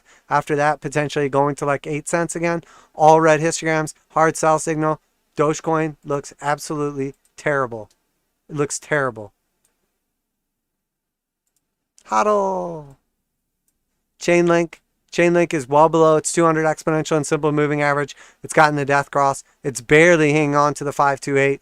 Again, flip the slope line back over blue right here. Bunch of green histograms in a row. Got almost no move to the upside. Could not get above the 821. If it stays here long enough, maybe it can cross them back to the upside and get a push back up to like $24 or $25. If we go to a longer time frame though, Chainlink looks terrible. The 821 have crossed the downside on the weekly. We're inside the bearish control zone. All red histograms on the weekly. Flip the slope line over red. There is no life from the bulls on Chainlink. On longer time frames, it is absolutely dying right now and getting ready to capitulate. Uniswap, maybe though on the daily we see something different. Uniswap, again, multiple green histograms, blue slope line. Bulls are in control right here, and it's gotten a pathetic move. It did break through resistance. It is showing more strength than most other cryptos are. It's back in between the 200 exponential and simple. It has crossed the 821 back to the upside. It looks pathetic, but at least it's alive. Most other cryptos are dead and bleeding out right now. At least it's showing some life. The 8 and 21 have crossed the downside. It is attempting to retest those and get back above that level. If it can get back above $24 on the weekly, maybe we see more life out of this thing and we can try to test those all-time highs again. Bunch of red histograms in a row. Left the bearish control zone, bullish control zone, I'm sorry, angled powerfully to the downside. There's no weekly strength on this. It has not put in weekly strength yet. Uniswap looks better than most cryptos do right now. Polkadot, well below its 200 exponential and simple moving average. It's able to consolidate in between the 8 and 21 and flip the parabolic SAR over on the daily. Hard buy signal, multiple green histograms above the slope line. Has not flipped it over blue. It's trying. It's trying. Polkadot is trying to show some life. It is just now broken through that trend line, but it has resistance right over its head at $18. If it can get through $18, I think it can shoot up to like 21. There's going to be so much selling pressure. So much selling pressure. The 821 on the weekly have crossed the downside. It's in the bearish control zone. There was one green histogram right before this capitulation dump here. It's all red histograms for week after week after week. Polkadot looks pathetic. Looks pathetic. BNB. BNB, hard buy signal, angled to the upside, green histograms, blue slope line, above the 200 exponential and simple moving average, above the 8 and 21 moving average, about to cross them to the upside. BNB is one of the strongest looking cryptos right now, and it still looks incredibly weak. It is trying to stop the 8 and 21 cross on the weekly. If this crosses to the downside, it's going to capitulate back down to $220. After that, probably in like the high $100 range, 175, 160. Hard sell signal coming out of the bullish control zone, all red histograms. For months, it has had only red histograms week after week after week. It has lost the blue slope line on the weekly. BNB looks terrible, but again, it's probably the best looking of all these ugly ass cryptos, or one of the best at least. ADA, Cardano, how's Charles doing? In the bullish control zone, pathetic move back to the upside. Green histograms above the slope line. This thing should be doing something. It's well above the 200 exponential and simple moving average. It has found support here at that $1.29 level. Let's go to the weekly. It's trying to stop the 8 and 21 cross to the downside. This is like Dogecoin. You know, it was strong and it's trying to hold on, but it looks terrible. Got the hard sell signal. It's trying to stop the 821 cross to the downside. We have seen only red histograms on the weekly for week after week after week after week. Still has a blue slope line, but it looks terrible. Again, it's better than most, but I mean, Cardano is like getting an STD, and the doctor's like, yeah, but it's not that bad of an STD. It could be much worse. And you're like, oh, so it's a good STD. And he's like, there's no such thing as a good STD, son. You've got Cardano. Oh my God. Bitcoin dominance is selling off. Could not stay above the 8 slope line. Multiple green histograms on the weekly. Hard buy signal coming out of the bearish control zone. Again, I expect this to come back down and put in another higher low and then continue to the upside. I do not think that all these pathetic altcoins are going to stay strong while Bitcoin sells off. I think we're going to see capitulation events in the very near future.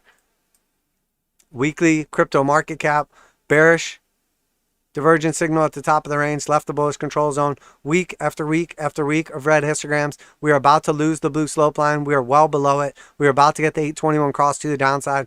We are tried to get back above it and failed week after week. We are coming back down here. I will see you at 1 trillion and some change. $1.1 trillion market cap. We will have lost at that point in time over $1.4 trillion when we get down there. We're already down over $1 trillion in value.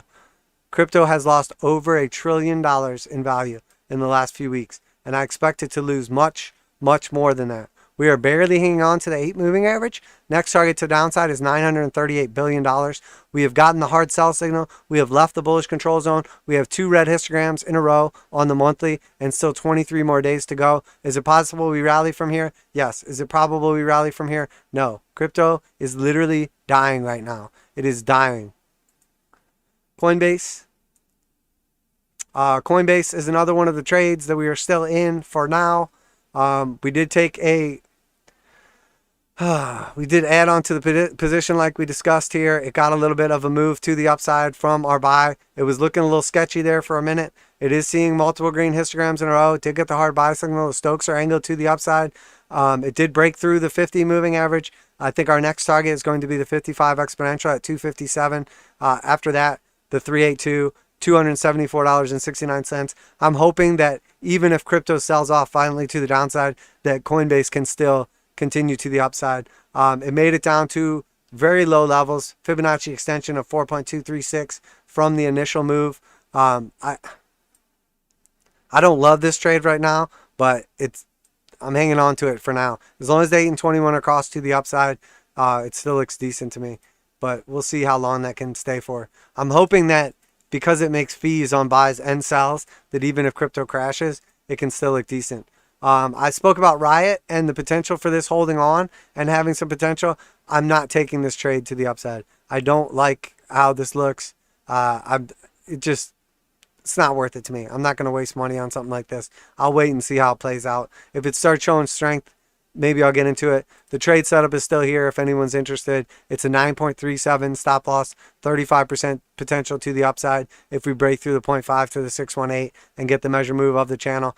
I don't like it. It's getting ready to cross the 821 back to the upside. If it hangs on here long enough, there's definitely potential. This is obviously a Bitcoin mining company. If we switch over, though, to the weekly, it is basically crossing the 821 back to the upside. If it can hang on just above this level at 33 for another, I don't know, week or so, maybe I'll get interested.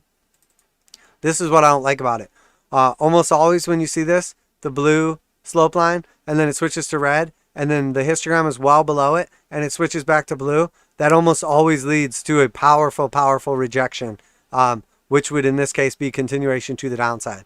So that alone tells me I don't like it. We did leave the bullish control zone, or bearish control zone. We are getting ready to cross the 821 to the upside. There's possibility that it hangs on. Again, I do not love it, but there's potential still for Riot in the future. But again, if crypto all looks terrible and Bitcoin looks terrible and crypto cap looks terrible and Bitcoin dominance looks terrible, it's hard for me to get bullish on Riot. So that's sort of like if Bitcoin looked better, I would take this trade. But Bitcoin does not look good. There are some fundamental arguments with shutting down miners and all that stuff that Riot would get a larger market share of the mined Bitcoin, even though the blocks become more difficult, etc., etc. But again, it's not enough. I take easy trades. I'm a conservative investor. I like free money. I will pick up all the free money I can in front of me. I'm not going to go step in front of a freight train doing 100 miles an hour with its headlight in my face to pick up a couple pennies. I'm not doing it. MicroStrategy, broke out of the channel, tried to consolidate and move to the upside, going sideways right now, still above the slope line. It is seeing red histograms. It did get the hard sell signal. It's hanging on the daily. It doesn't look terrible. Again, I have no interest in this. I hate Michael Saylor. I think he's a total scam in POS. If you don't know why, let's take a look. Hard buy signal, coming out of the bearish control zone. Again, the slope line is flipped back over blue, and the price, the histogram is way below it. That is almost always leads to an extremely powerful rejection to the downside. It is possible it rallies back up and continues on and goes to new all-time highs. I doubt it. And if we look at the longer time frames, you can see why I hate Michael Saylor, because this was our last gigantic bubble that the markets went into. MicroStrategy was worth $80. Michael Saylor committed fraud and ran MicroStrategy's price all the way up to $3,252. He paid a settlement suit to the SEC back in 2000 for the fraud and almost bankrupted his company. It went from over $3,000 back down to $4. His company was total shit and could not do anything for literally 20 years. And then all of a sudden he discovered Bitcoin and started telling people that he was buying Bitcoin to preserve wealth. And then he started borrowing money to buy Bitcoin, which is not what you do to preserve wealth. And then all of a sudden the Bitcoin cult ran this up to essentially the 786 of the previous all-time high. That's a lower high on what amounts to a 20-something-year-old chart. This chart reminds me of XRP. This was a cult. The cult almost died. The cult kind of regained some strength, and then the cult's potentially going to die again. Michael Saylor literally has gotten in trouble with the SEC for fraud, and he ran his asset up from $75 all the way up to $3,200 and then paid like $1 million fee. Probably made much, much more money than that. And then this thing lost 99.9% of its value. And now he's doing the same thing again. He has got a bunch of cult followers behind him. He's trying to prop up the price on Bitcoin. Him and Cathie Wood actually have a lot more in common than you think. So be very, very careful on this. Sell, buy, sell at the top of the range on a monthly. It's now putting in, potential. We'll have to see. It's still too early to call divergence, but started showing weakness. It's showing a little bit of strength. We'll wait and see how this looks here, but I have a feeling I know how this ends. You know what? If you don't know how it ends, we'll just look how it ended last time. So expect MicroStrategy at $20 when all their Bitcoins get miraculously lost or stolen or liquidated, and then we can put Michael Saylor on the list with all the scammer, liar, cheater, bad influencer people in the crypto space like Craig Wright and all these bums. And if you like Michael Saylor, by all means, man, buy his stuff. It's great. GME, GameStop. Oh, look, GameStop sold off. It's barely hanging on to the 89 right now. Got the hard buy. It is losing the slope line. All red histograms in a row. GameStop is getting ready to capitulate down to $130. It does have decent support at 130. That's also the 200 exponential moving average. We'll see about those diamond hands real quick, GameStop. AMC, let's see if the apes can live on each other's urine and throwing poop in each other's mouths and in their eyes. It doesn't look good. Oh, look, what'd I say? Let's see. I think I said AMC to between $40 and $45 initially, and then continuation. We'll see about your diamond hands. I hope you guys actually bought something with your AMC money, because your options are about to liquidate your accounts here soon. All red histograms. Sell, buy, sell at the top of the range. About to lose the 821 back to the downside. AMC is about to get absolutely wrecked. It's about to get absolutely wrecked. The more momentum this starts gaining to the downside, the more money that institutions are going to pour into it, and this thing is just going to have a giant red candle to the downside. It would not surprise me to see this thing below $30. I think this will be in the 20s, maybe even in the teens very, very soon. So I would be very, very careful with this. Red histograms well below the slope line. The apes are about to get absolutely destroyed. You're gonna see what diamond hands. No, you're not gonna see what diamond hands. You're gonna see what paper hands looks like here real quick. Because when all these dudes start going negative on their positions, and keep in mind that they're buying options and they're putting more and more leverage money into the market at the top of the range, this thing is gonna go parabolically down faster than it went up. This is a garbage company. Bed Bath & Beyond broke down to that support level. We'll see if the symmetrical triangle holds here in green, or if it breaks down out of the symmetrical triangle like I expect and comes down here to the $23.75 range. Notice how Dogecoin, GME, AMC, Bed Bath & Beyond, all the meme stocks are dying right now. All the meme stocks are dying. All the idiot retail that ran all these things up is going to get absolutely crushed. This is not financial advice. I'm not your financial advisor. Please do your own research. Be responsible. But if it were me, if I had made money off of any of this garbage, I would have locked in some profits. If I haven't yet, I would just suck it up and lock in some profits now. I would at least take the initial money that I put in out of these things so that no matter what happens, I can hodl my diamond hands and I don't lose any actual money. I just lose the profits that I never collected. This looks absolutely terrible. Bed Bath & Beyond headed to $24 very soon.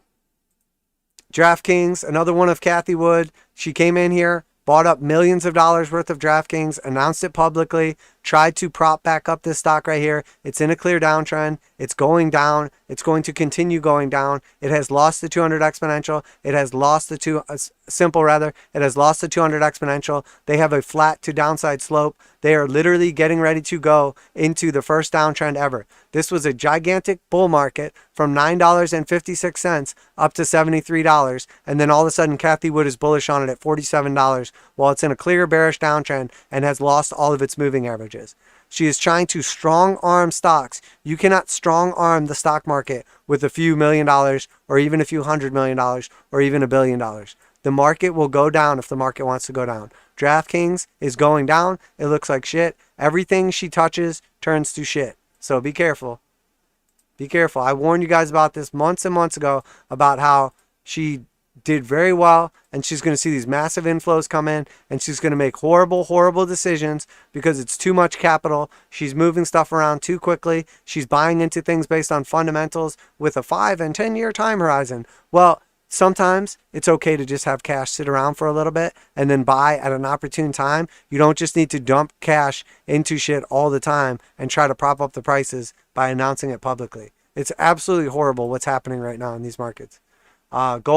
Gold is in a clear downtrend. It has broken down from the 200 exponential and simple moving average. It is getting rejected currently at the 200 exponential moving average. If it can get back above this level, it has a bunch of green histograms, has a hard buy signal. I'll like gold again if we can get back above these levels, but all we've done is put in a high, a lower high, a lower high, a low, a lower low, and then potentially going to put in another lower low. I like gold fundamentally, and I think it's going to stay stronger than silver, but it's a savings account. I'm not speculating on gold to get rich. There's a good possibility it goes into a multi-year bear market here. Silver has been stronger than gold this whole time. It's still above the exponential and simple moving average, but it's starting to show some serious weakness here.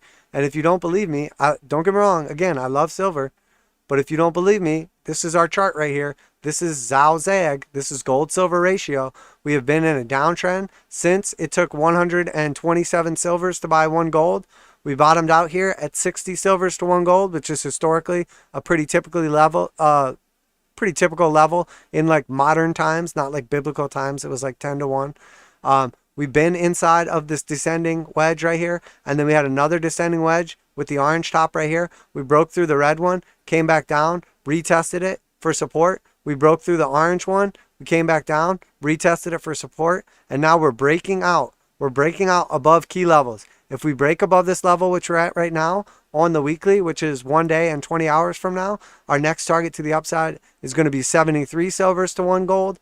After that, we're looking at up here at like 81 silvers to 1 gold.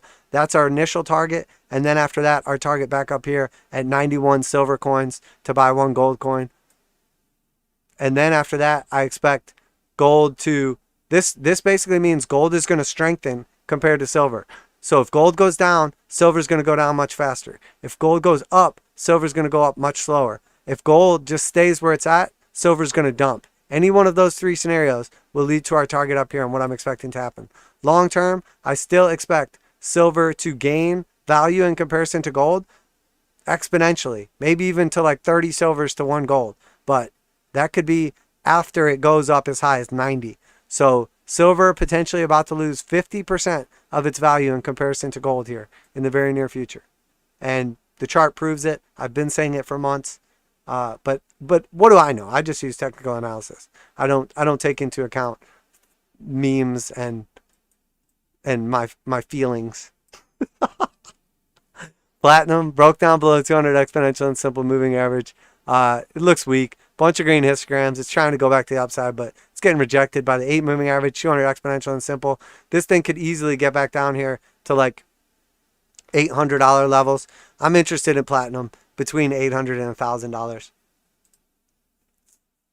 Put on the gold, silver, platinum, and palladium comparison chart for the group between all four of these assets, and platinum is extremely undervalued. Gold and silver are sitting right at their normal values in comparison to each other.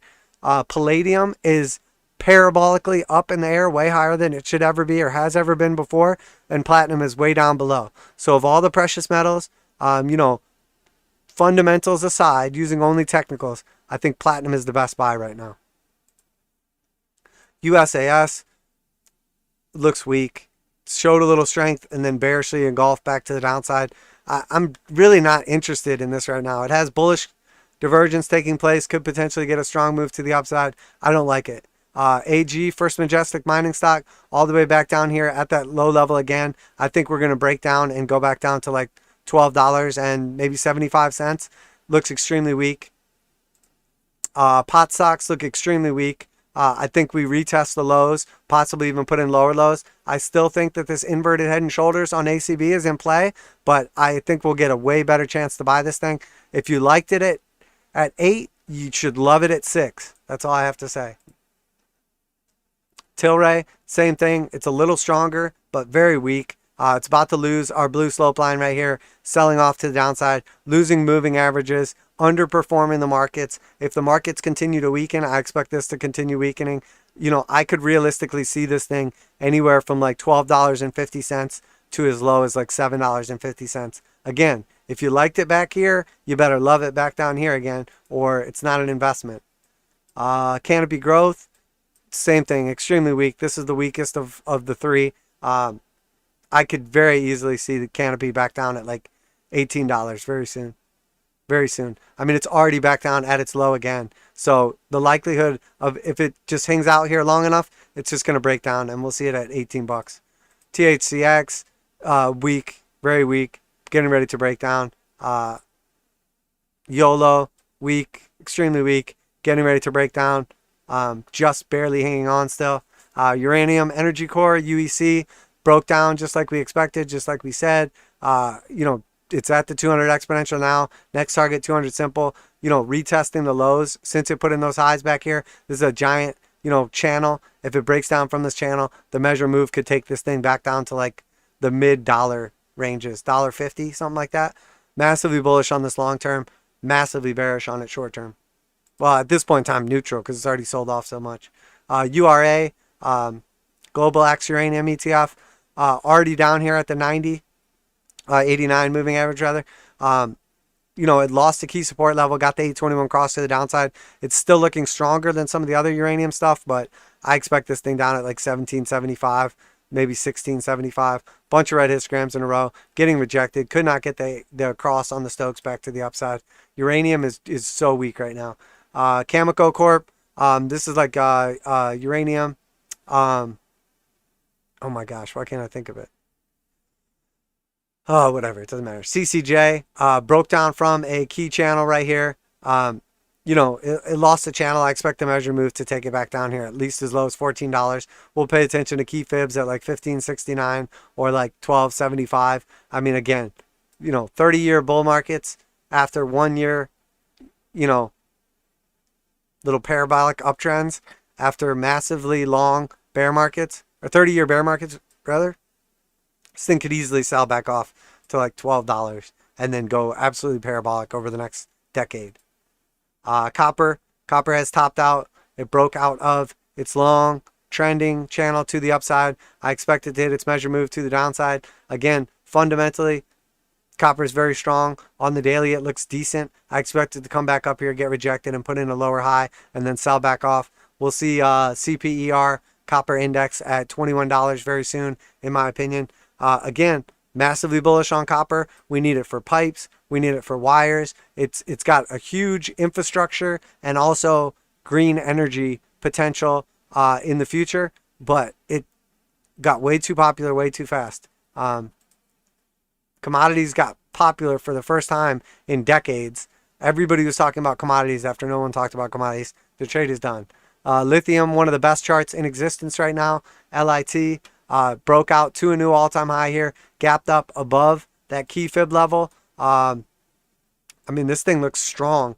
It's literally hit the 1.382 extension, came back up, gapped up to it again, may come back down and fill the gap. Maybe it tops out here for a double top. Maybe it continues on up. Next target to the upside will be the 1.5 fib extension at 85.27. After that, the 1.618 at $100, basically $98. It could very easily sell off at this point in time. It's gone absolutely parabolic since it was at 1780. It's like over. It's basically a 4x at this point in time. Lithium is, I'm massively bullish on lithium, nickel, copper. There's so many of these things. Uranium. What did I miss? Silver, even gold. But long term. These are not meme stocks that are just going to go up and make you rich overnight.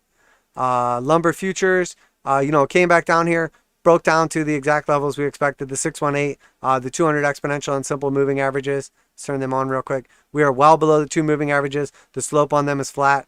We have a bunch of green histograms in a row. Still just left the bearish control zone, got the hard buy signal, but we're getting rejected at this key level, support/turn resistance.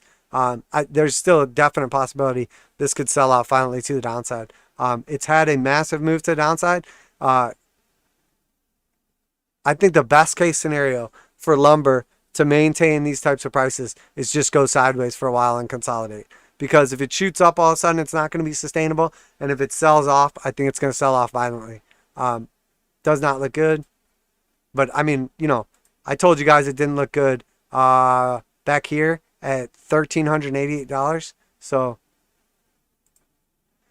Caterpillar breaking down from our channel. Again, does not look good. Broke down, hit the Fibonacci target perfectly. That is the macro fib 1.236 extension. If this was our top of our fib pattern right here, I do expect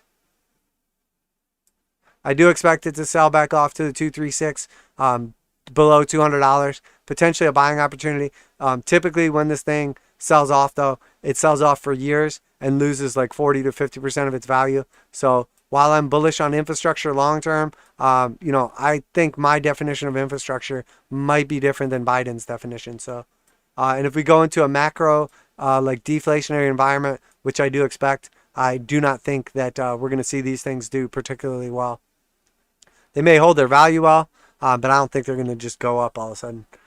Deer broke down from a very similar channel, topped out.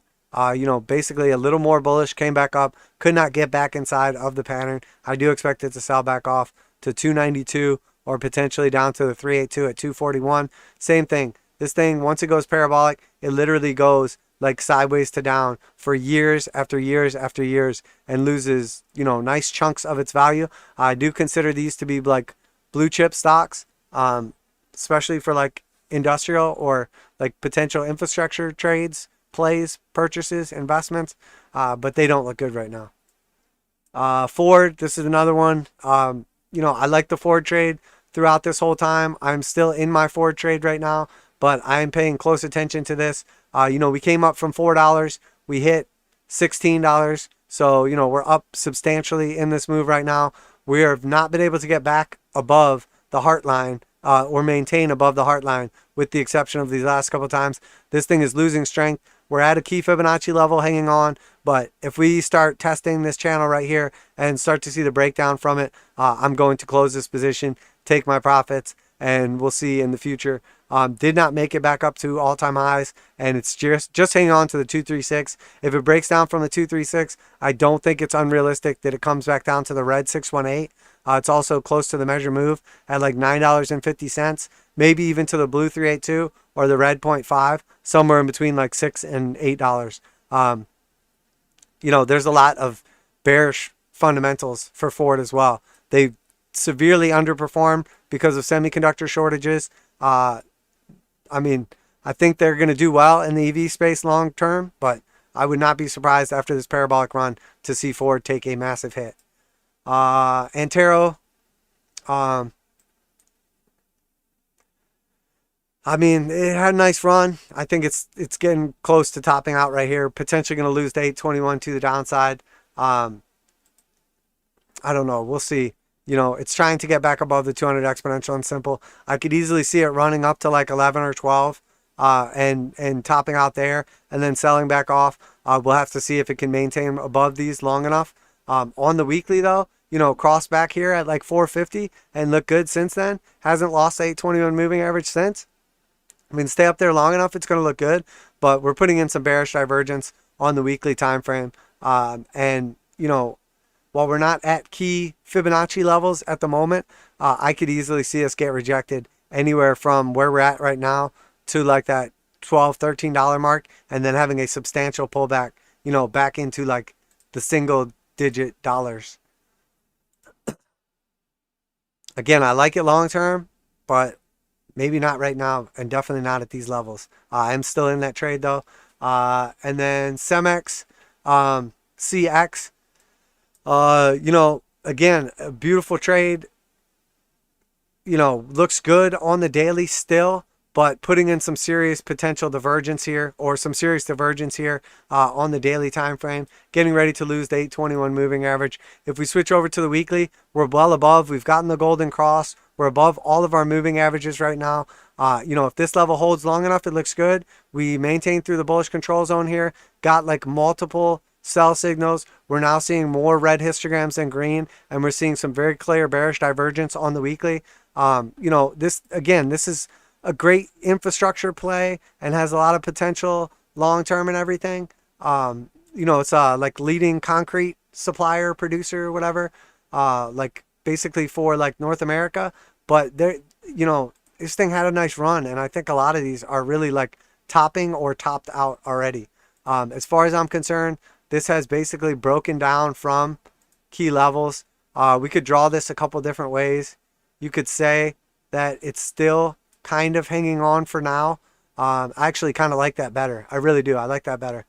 So let's say that we're, you know, validating like the top portion. It's hanging on to the heart line here, but now here we are back down at the bottom. So if this level holds and it stays here long enough, we could see continuation to the upside. But if it does not hold, I mean, this thing could have a powerful, powerful sell-off to the downside. You know, we could see basically, I mean, if we break down from this level, going back to like $5, we're talking about like 40+% to the downside. So, and then if we take our fib retracement from the bottom to, assuming we topped out already, the 236 is going to take us to $6. The 382, $4.75. The 0.5, $4. You know, there's some serious support here around like that 450 range, but you know, there's definitely potential. This is about to lose key support and break down. So, same thing. You know, I like it for now. I'm still in it for now, but I have de-risked from the majority of my positions, trades. I'm selling into the market at this point in time. It's not financial advice. I'm not your financial advisor. Please do your own research, trade responsibly. You do you. I'm just telling you what I'm doing. Don't do what I'm doing, but know what I'm doing. And that way you can come back later on and you can say, holy shit, you were right. I'm glad I listened. Or holy shit, you were wrong. You're an idiot. I'm glad I didn't listen. But regardless, I put it all out there. I tell you what I'm doing ahead of time. You can see what I'm doing. You can see if it works. And I explain to you why I'm doing it. And my method works consistently over time to make profits in these markets based on only technicals. And then when I throw a couple fundamentals in the mix too, you can get an even broader picture for investing, trading, etc. So I'm going to jump over to the comment section here. And then I think we're going to wrap it up here at just about the 2-hour mark. 2 hour and 8 minutes so far. Excuse me. Sorry, I should have muted for that. CW says, hang on, let me take a drink real quick. I got a frog in my...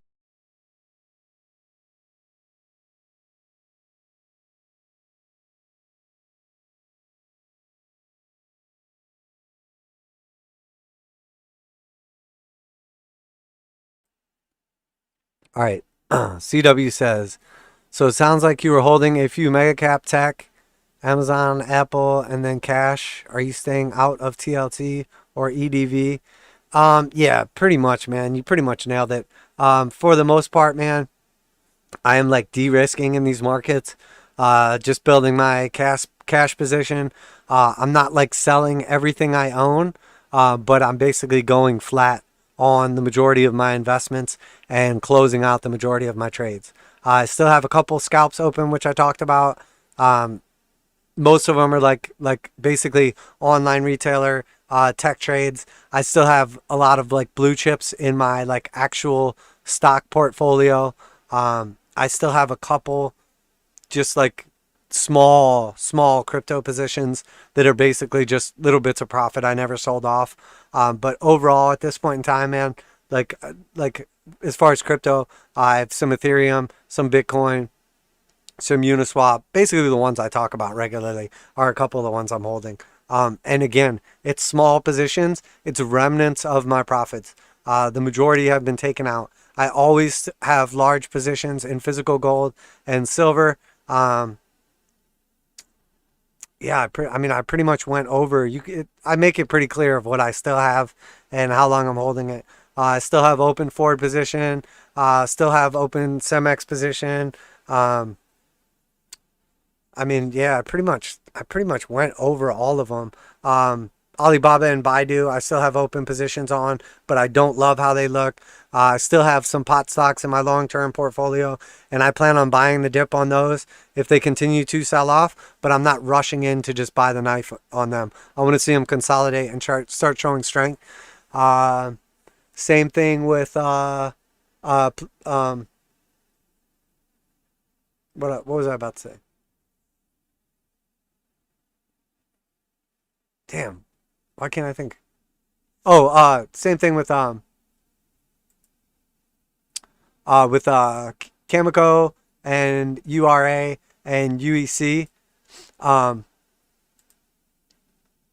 Royalty. I was trying to say earlier, Cameco is a royalty company for uranium.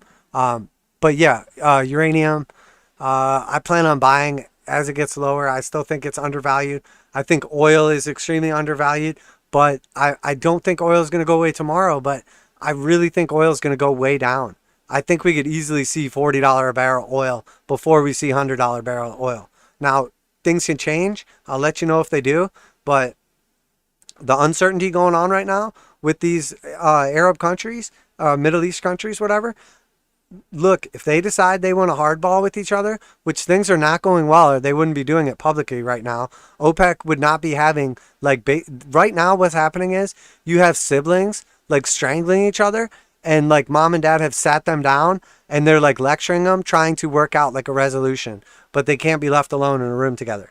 That tells me that there's going to be volatility, and at any point in time, one of these dudes can just snap. I don't know if it's going to be, United Arab Emirates. I don't know if it's going to be Saudi Arabia. I don't know if it's going to be somebody else.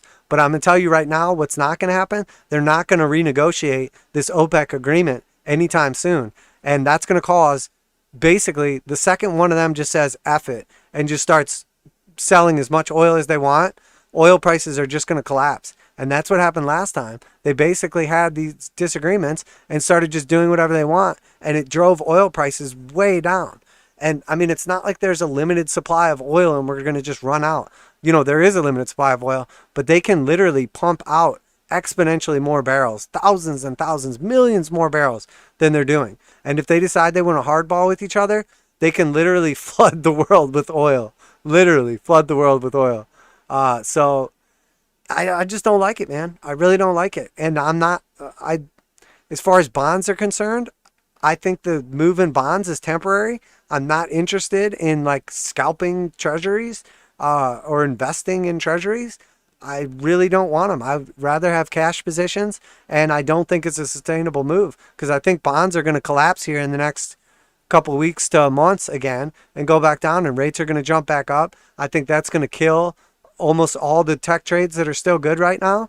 And I think, honestly, the strength in the dollar is going to destroy foreign markets, especially emerging markets, especially ones that have not good, stable governments.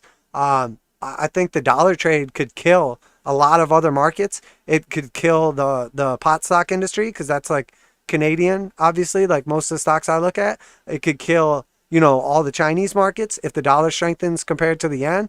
I mean, there's so many things that tell me right now that even with the diversity inside my portfolio and the things I am interested in, that now is just not the time to be deploying capital. And as much as I hate that, as much as I hate to call tops, especially on like, 30, 50, 100, 10, 1 year bull markets, whatever, we went through the charts today and things do not look good. I mean, literally I can count on like one hand pretty much charts that look good. 1.5, maybe 2 hands.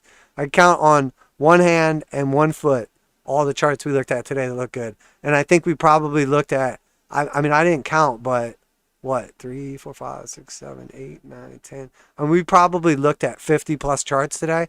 And I looked at another 50 on my own. And there's maybe 10% look good. And then we have indexes making all-time highs. I mean, that's not good. And the dollar is strengthening. That's not good for assets. If the dollar strengthens, it's going to be very hard for any markets to also strengthen. Bitcoin is breaking down from key levels, key parabolic support lines. That's going to drag crypto down. I don't care what anyone says. If Bitcoin's weak, all these other cryptos are going to be weak too. I mean, even the ones that are holding up okay, like BNB and, Ethereum, when the time comes, man, they're going to get absolutely wrecked. Way worse than Bitcoin. The same way that silver's been holding up real good, but if gold starts to get wrecked, silver's going to get wrecked way worse than gold does. And we have, basically Bitcoin dominance chart and gold silver ratio telling us the same thing on the broad picture, telling us, look, whatever happens soon, the mega caps, the big caps, Big Daddy, Bitcoin and gold are going to stay stronger than everything else is. Whether it's to the downside and they stay stronger, whether it's sideways and they stay stronger, or whether it's up and they stay stronger, I can only tell you my opinion based on other charts because they don't tell that. The ratio between them doesn't tell that. But if you take the big picture, you start adding all this stuff up, everything is pointing to extreme weakness in assets, macro deflation taking place, and then micro inflation taking place. Like, I do not think food prices are going to come back down. I don't think meat is going to go back to being cheap again. I do not think corn is going to go back to, 8 to 10 cents for an ear of corn. I mean, we saw corn get up to like over $1 an ear here, during everything going on. Now it's back down to like 25 cents. I don't think we'll ever see it back at like 8 and 10 cents for an ear of corn anymore, or like 12 for $1, 10 for $1. I do not think we'll ever see that again. I do not think we're going to see, sugar and soybeans and hogs and cattle and coffee come back down. But I think on the macro, we're going to see just about everything else. All these like discretionary items, all these like consumer goods that are not a necessity for existence come down. I think we're going to see housing market come down, but it's a way lagging indicator. Everything else is going to crash way ahead of time, and then housing will crash way afterwards if it's going to. The problem with housing will be it will be a solvency issue. You'll have a house, you'll say what it's worth. There'll be plenty of people that have the money to buy it, but nobody will buy it. There will be no solvency. There will be no buyers. No matter how much money people have, if the market is clearly going down and the economy looks terrible and prices are consistently going down, the same way that people are FOMOing into houses now, they're going to be FOMOing out of them in a housing market crash. And it's going to happen. The housing market will put in a bottom like 2 years after, everything else does, or sell off like for 2 years after everything else does, because it's such a lagging industry. Your house price doesn't just go down 20% overnight, because people aren't able to get the prices that they want and they hold out and there's no buyers coming in, and then eventually somebody capitulates and sells their house, and then that price goes in the books, and then other people see that price, and then that makes their house worth less as you see more and more houses in your like neighborhood selling off. And then in the same way that the overall economy will see macro deflationary environment, but we'll still see some inflation in things like, food and stuff like that. I think there will be certain areas like desirable areas outside of big cities where there will still be inflation, where housing prices will hold steady, or they will continue to go up. Probably not continue to go up, but at least hold steady or lose less value, because there's like an actual global like like macro shift on where people want to live, how people are going to work, if they're going to Zoom, if they're willing to take less money to work less hours out in the country somewhere versus like living in New York City, especially if like we see continued like murder rates and violence and crime. You know, I don't know how it is in everyone's country, but like everything is unstable right now. Governments are unstable, economies are unstable. I mean, the I don't know if you guys saw the president of Haiti just got assassinated. You know, I'm not saying he was like a great dude or anything. I don't think the Haitian people like particularly loved him, but it's never a great thing when you start seeing like world leaders get assassinated. That's not good, even if it is Haiti. So maybe next it's somewhere else big. Maybe it's another like, you know, poor country somewhere, third world, fifth world, whatever country somewhere.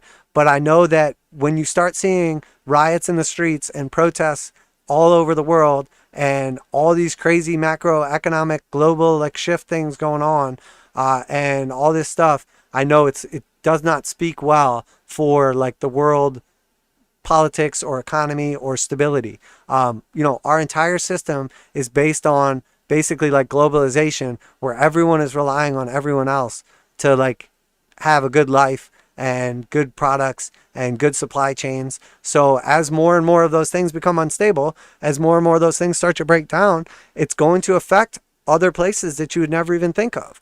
Does Haiti affect a bunch of places? No, not really. Their like main export was like sugar forever, and they basically got cut off on that. So they're basically a fifth world country. I've been to Haiti before. It's very sad. I love that place. The people there are amazing, but it's very, very sad.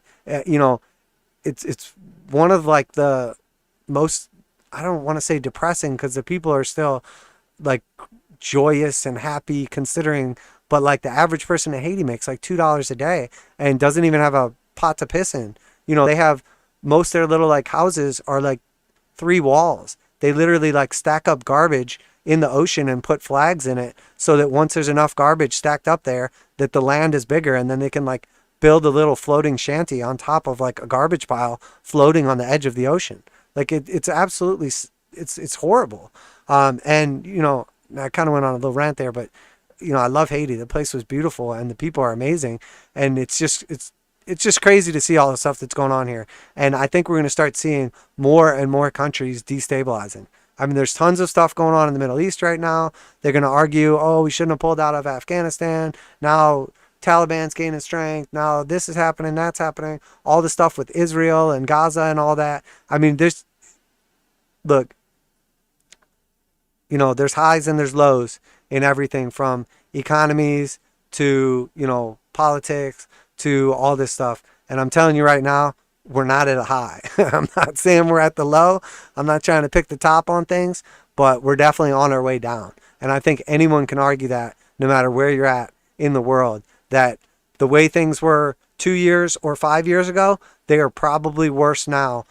If you took like a basket of like, you know, 20 different measures based on like how easy it is to get goods, how cheap it is to get goods, how easy it is to get services, how cheap it is to get services, how much you are making, how much you are spending, how, you know, your overall quality of life, stability of governments, you know, like political involvement. Like if you just took a measure of all these different things, I think most of them are getting worse. They're at lower levels than they were before. We're on a worldly decline right now, in my opinion. A macro decline in many, many things. You know, overall people's happiness, I think, is down. I think lockdowns had a lot to do with it. I know like suicide rates, like drug overdose rates, like there's so much stuff that's up all over the world, and it's very sad. And, you know, I wish there was more that I could do about it. You know, I'm not some massive philanthropist or whatever. I do what I can to help people, you know, but the truth is, you know, hey, maybe one day I'll have the ability to help way more people, help way more financially. Maybe that's what our community will turn into. You know, and we'll all be able to have some awesome project. That is my goal overall in life.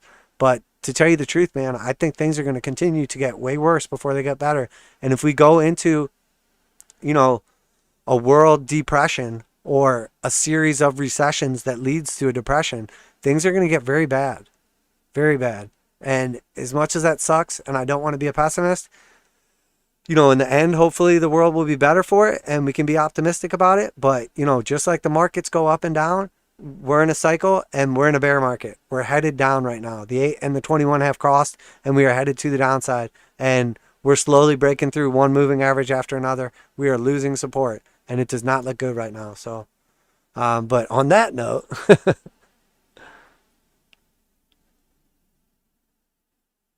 CW says, I think I need to invest in a good pillow I can hug. CW says, a stronger dollar should lead to cheaper commodities, or am I missing something? Well, here's the thing. Stronger dollar should lead to cheaper everything because the dollar is stronger so you can get more goods for your dollar. But there's also other factors such as supply and demand. So if we have supply constraints that are making it harder to get things like meat or inefficiencies in the supply chain, so it costs more money to ship like goods such as commodities, like, you know what I mean, whatever it is, from like the mine to the end user or to like the processor or to mine the copper. It costs, you know, more money to ship it, transfer it. There's more demand for it because more people are using it. It can cause the price still to go up. So if there's less supply, there's higher supply costs, like to get the actual supplies online or transport them, or there's more demand. Even if the dollar is strengthening, if the dollar is not strengthening faster than the other factors are causing the price to go up, then you could still see commodity prices rise compared to the dollar. So maybe the dollar gains 25% purchasing power against most things, or 50% purchasing power against most things, but commodity prices could still rise on the macro. And I honestly think that we're going into a macro commodity bull market, which typically commodity bull markets last like 4 years, 8 years, 20 years. So if we're 1 year in and now we're having a pullback, you know, we could still see another like 3 to like 10 years of massive commodity like price inflation.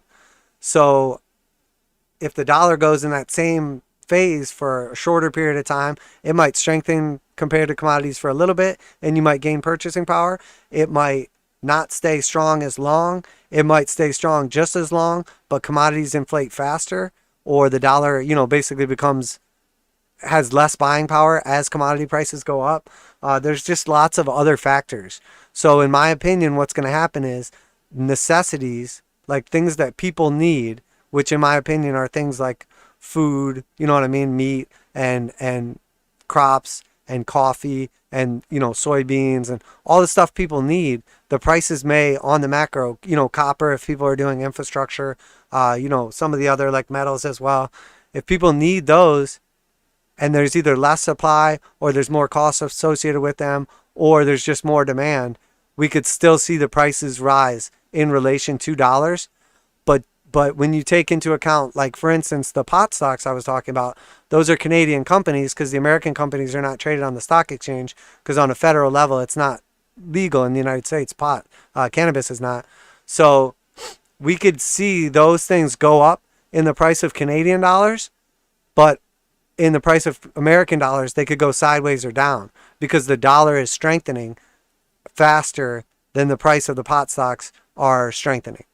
So you might look at a chart of Canadian dollars to Canadian pot stocks and the pot stocks are rising, but you might look at a chart with the dollar to Canadian pot stocks and the pot stocks are going sideways or even down because the dollar is going up faster.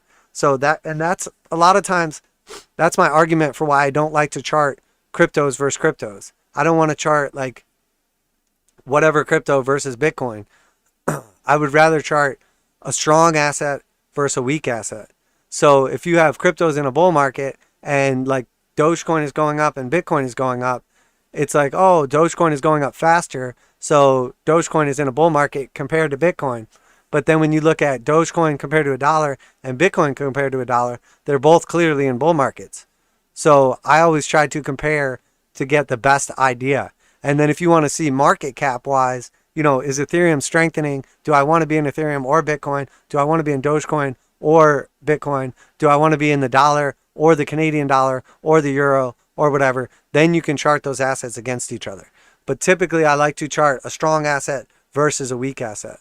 So, and that takes away some of that static that you would get essentially like charting a commodity to the dollar. When the dollar is strengthening and commodities are strengthening, you could get a better picture probably looking at something like commodities in relation to like a currency that's weakening or not strengthening as fast. Like if you looked at, you know, copper in Canadian dollars or copper in euros, you might get a much better picture than looking at copper in dollars if all of a sudden the dollar starts to go parabolic while commodities are going parabolic, but the euro is going sideways to down while commodities are going parabolic. You're going to get two completely different pictures. And that's why it's so important to recognize what's in a bull market, what's strengthening like macro, and what's losing strength or going sideways. So, because you can really get this, you know, gold prices in the United States barely hit a new all-time high, and it took forever to hit this year or last year technically. Meanwhile, if you look at gold prices denominated in many foreign currencies like the Australian dollar or the euro or, you know, like pretty much any other currency, especially like the Turkish lira, gold prices were at exponentially higher highs than they've ever been, or they hit highs way faster or like way higher. Because the dollar was staying more stable and these currencies were weakening compared to gold, the dollar was still staying relatively like sideways. And then if you look at something like the Turkish lira, the lira was basically like going to zero in like a macro hyperinflationary environment. So it made it look like gold was going absolutely parabolic. So if you look at the gold to lira chart, gold is going absolutely parabolic. You think gold is becoming unaffordable, unobtainable. Well, yeah, if you live in Turkey, it is, because their currency is going to zero. But then if you look at the USD compared to gold chart, you get a much more realistic picture. It's like, yeah, it's making all-time highs, but like barely. It's not going crazy. You know, and that's why you can kind of get that different perspective. And that's why it's so important to zoom out and just look at different assets. So I'm sure that probably nailed your question there. I probably went into more detail than you needed. So yeah, for sure, brother. Good to see you, CW. So yeah, I think that's going to do it for today. Appreciate everybody tuning in. God bless you all, man. Sorry if I was overly negative today, but there's a dark cloud overhead right now and lightning is about to strike and it's pouring down rain. And, you know, you got like these talking heads on TV and these mass influencers with like millions of, you know, people standing under an umbrella with a video camera on their face and something right behind them so you can't see the rain, but they're underneath an umbrella. And it's like, dude, zoom out a little bit, get the big picture. It's all fugazi, it's all fake, you know what I mean? So just want to make sure everybody, you know, protect your assets, be smart.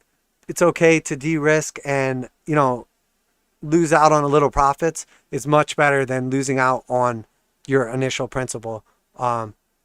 You know, but again, I'm conservative investor, conservative trader. I like to take profits early and often. I like to make gains, log them in, put them in my bank account. I like to spend them on things, buy things, invest in gold and silver, regardless of direction of trend. But, you know, that's just me. You know, if you want to speculate on Dogecoin and want to be one of the diamond hand apes or whatever, that's completely fine. Just make sure at some point in time you take that money out of the market and buy that damn Lambo, pay off your house or buy a house or whatever, because they're unsustainable. And, you know, if you want to participate in a short squeeze, that's totally cool. But how did a short squeeze on AMC and these other things turn into diamond hands? A short squeeze is a temporary thing used to chase out money and force like stop losses to get hit and cause prices to go parabolic temporarily. A short squeeze is not something you want to be diamond hands in. That's literally the opposite. That's the difference between speculating on something for a short term or a trade or a scalp, and then now you're saying, wow, I made money off this, so it's a good investment now, so I'm just going to hold it. And that is literally how you lose all the money that you made and more, especially when you're using options and leverage. The markets are over levered right now.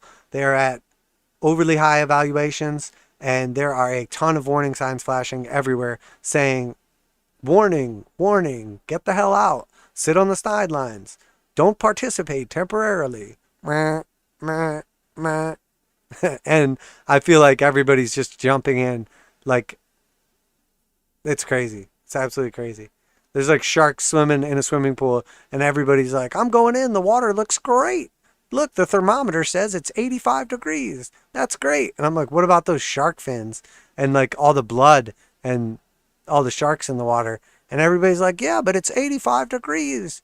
It's 92 degrees. It's it's only 10 feet deep. You can't drown in there. I'm like, yeah, but what about the sharks? The water's red from all the blood because they're eating everyone that jumps in. Yeah, but it's warm. Anyway, that's enough for the analogies for today. Appreciate everybody tuning in. Good to see you guys. God bless each and every one of you. If you're not a subscriber, please subscribe. If you want to be part of the group, reach out to me. If you've already reached out to me, I haven't got back to you, let me know. I did get back to a few people recently. So make sure you check first. But if not, definitely get a hold of me. If you haven't gotten a hold of me already, feel free to do so. Be glad to have you. Make sure that you love your family. Take care of yourself. And make sure you protect those assets. Cover your ass. There's a lot of uncertainty in the markets. I think the best thing right now is to, in a bull market, you can just weed out the losers. In a bear market, you need to pick the winners. And I think right now we are in the danger zone, and the best thing to do is to be conservative.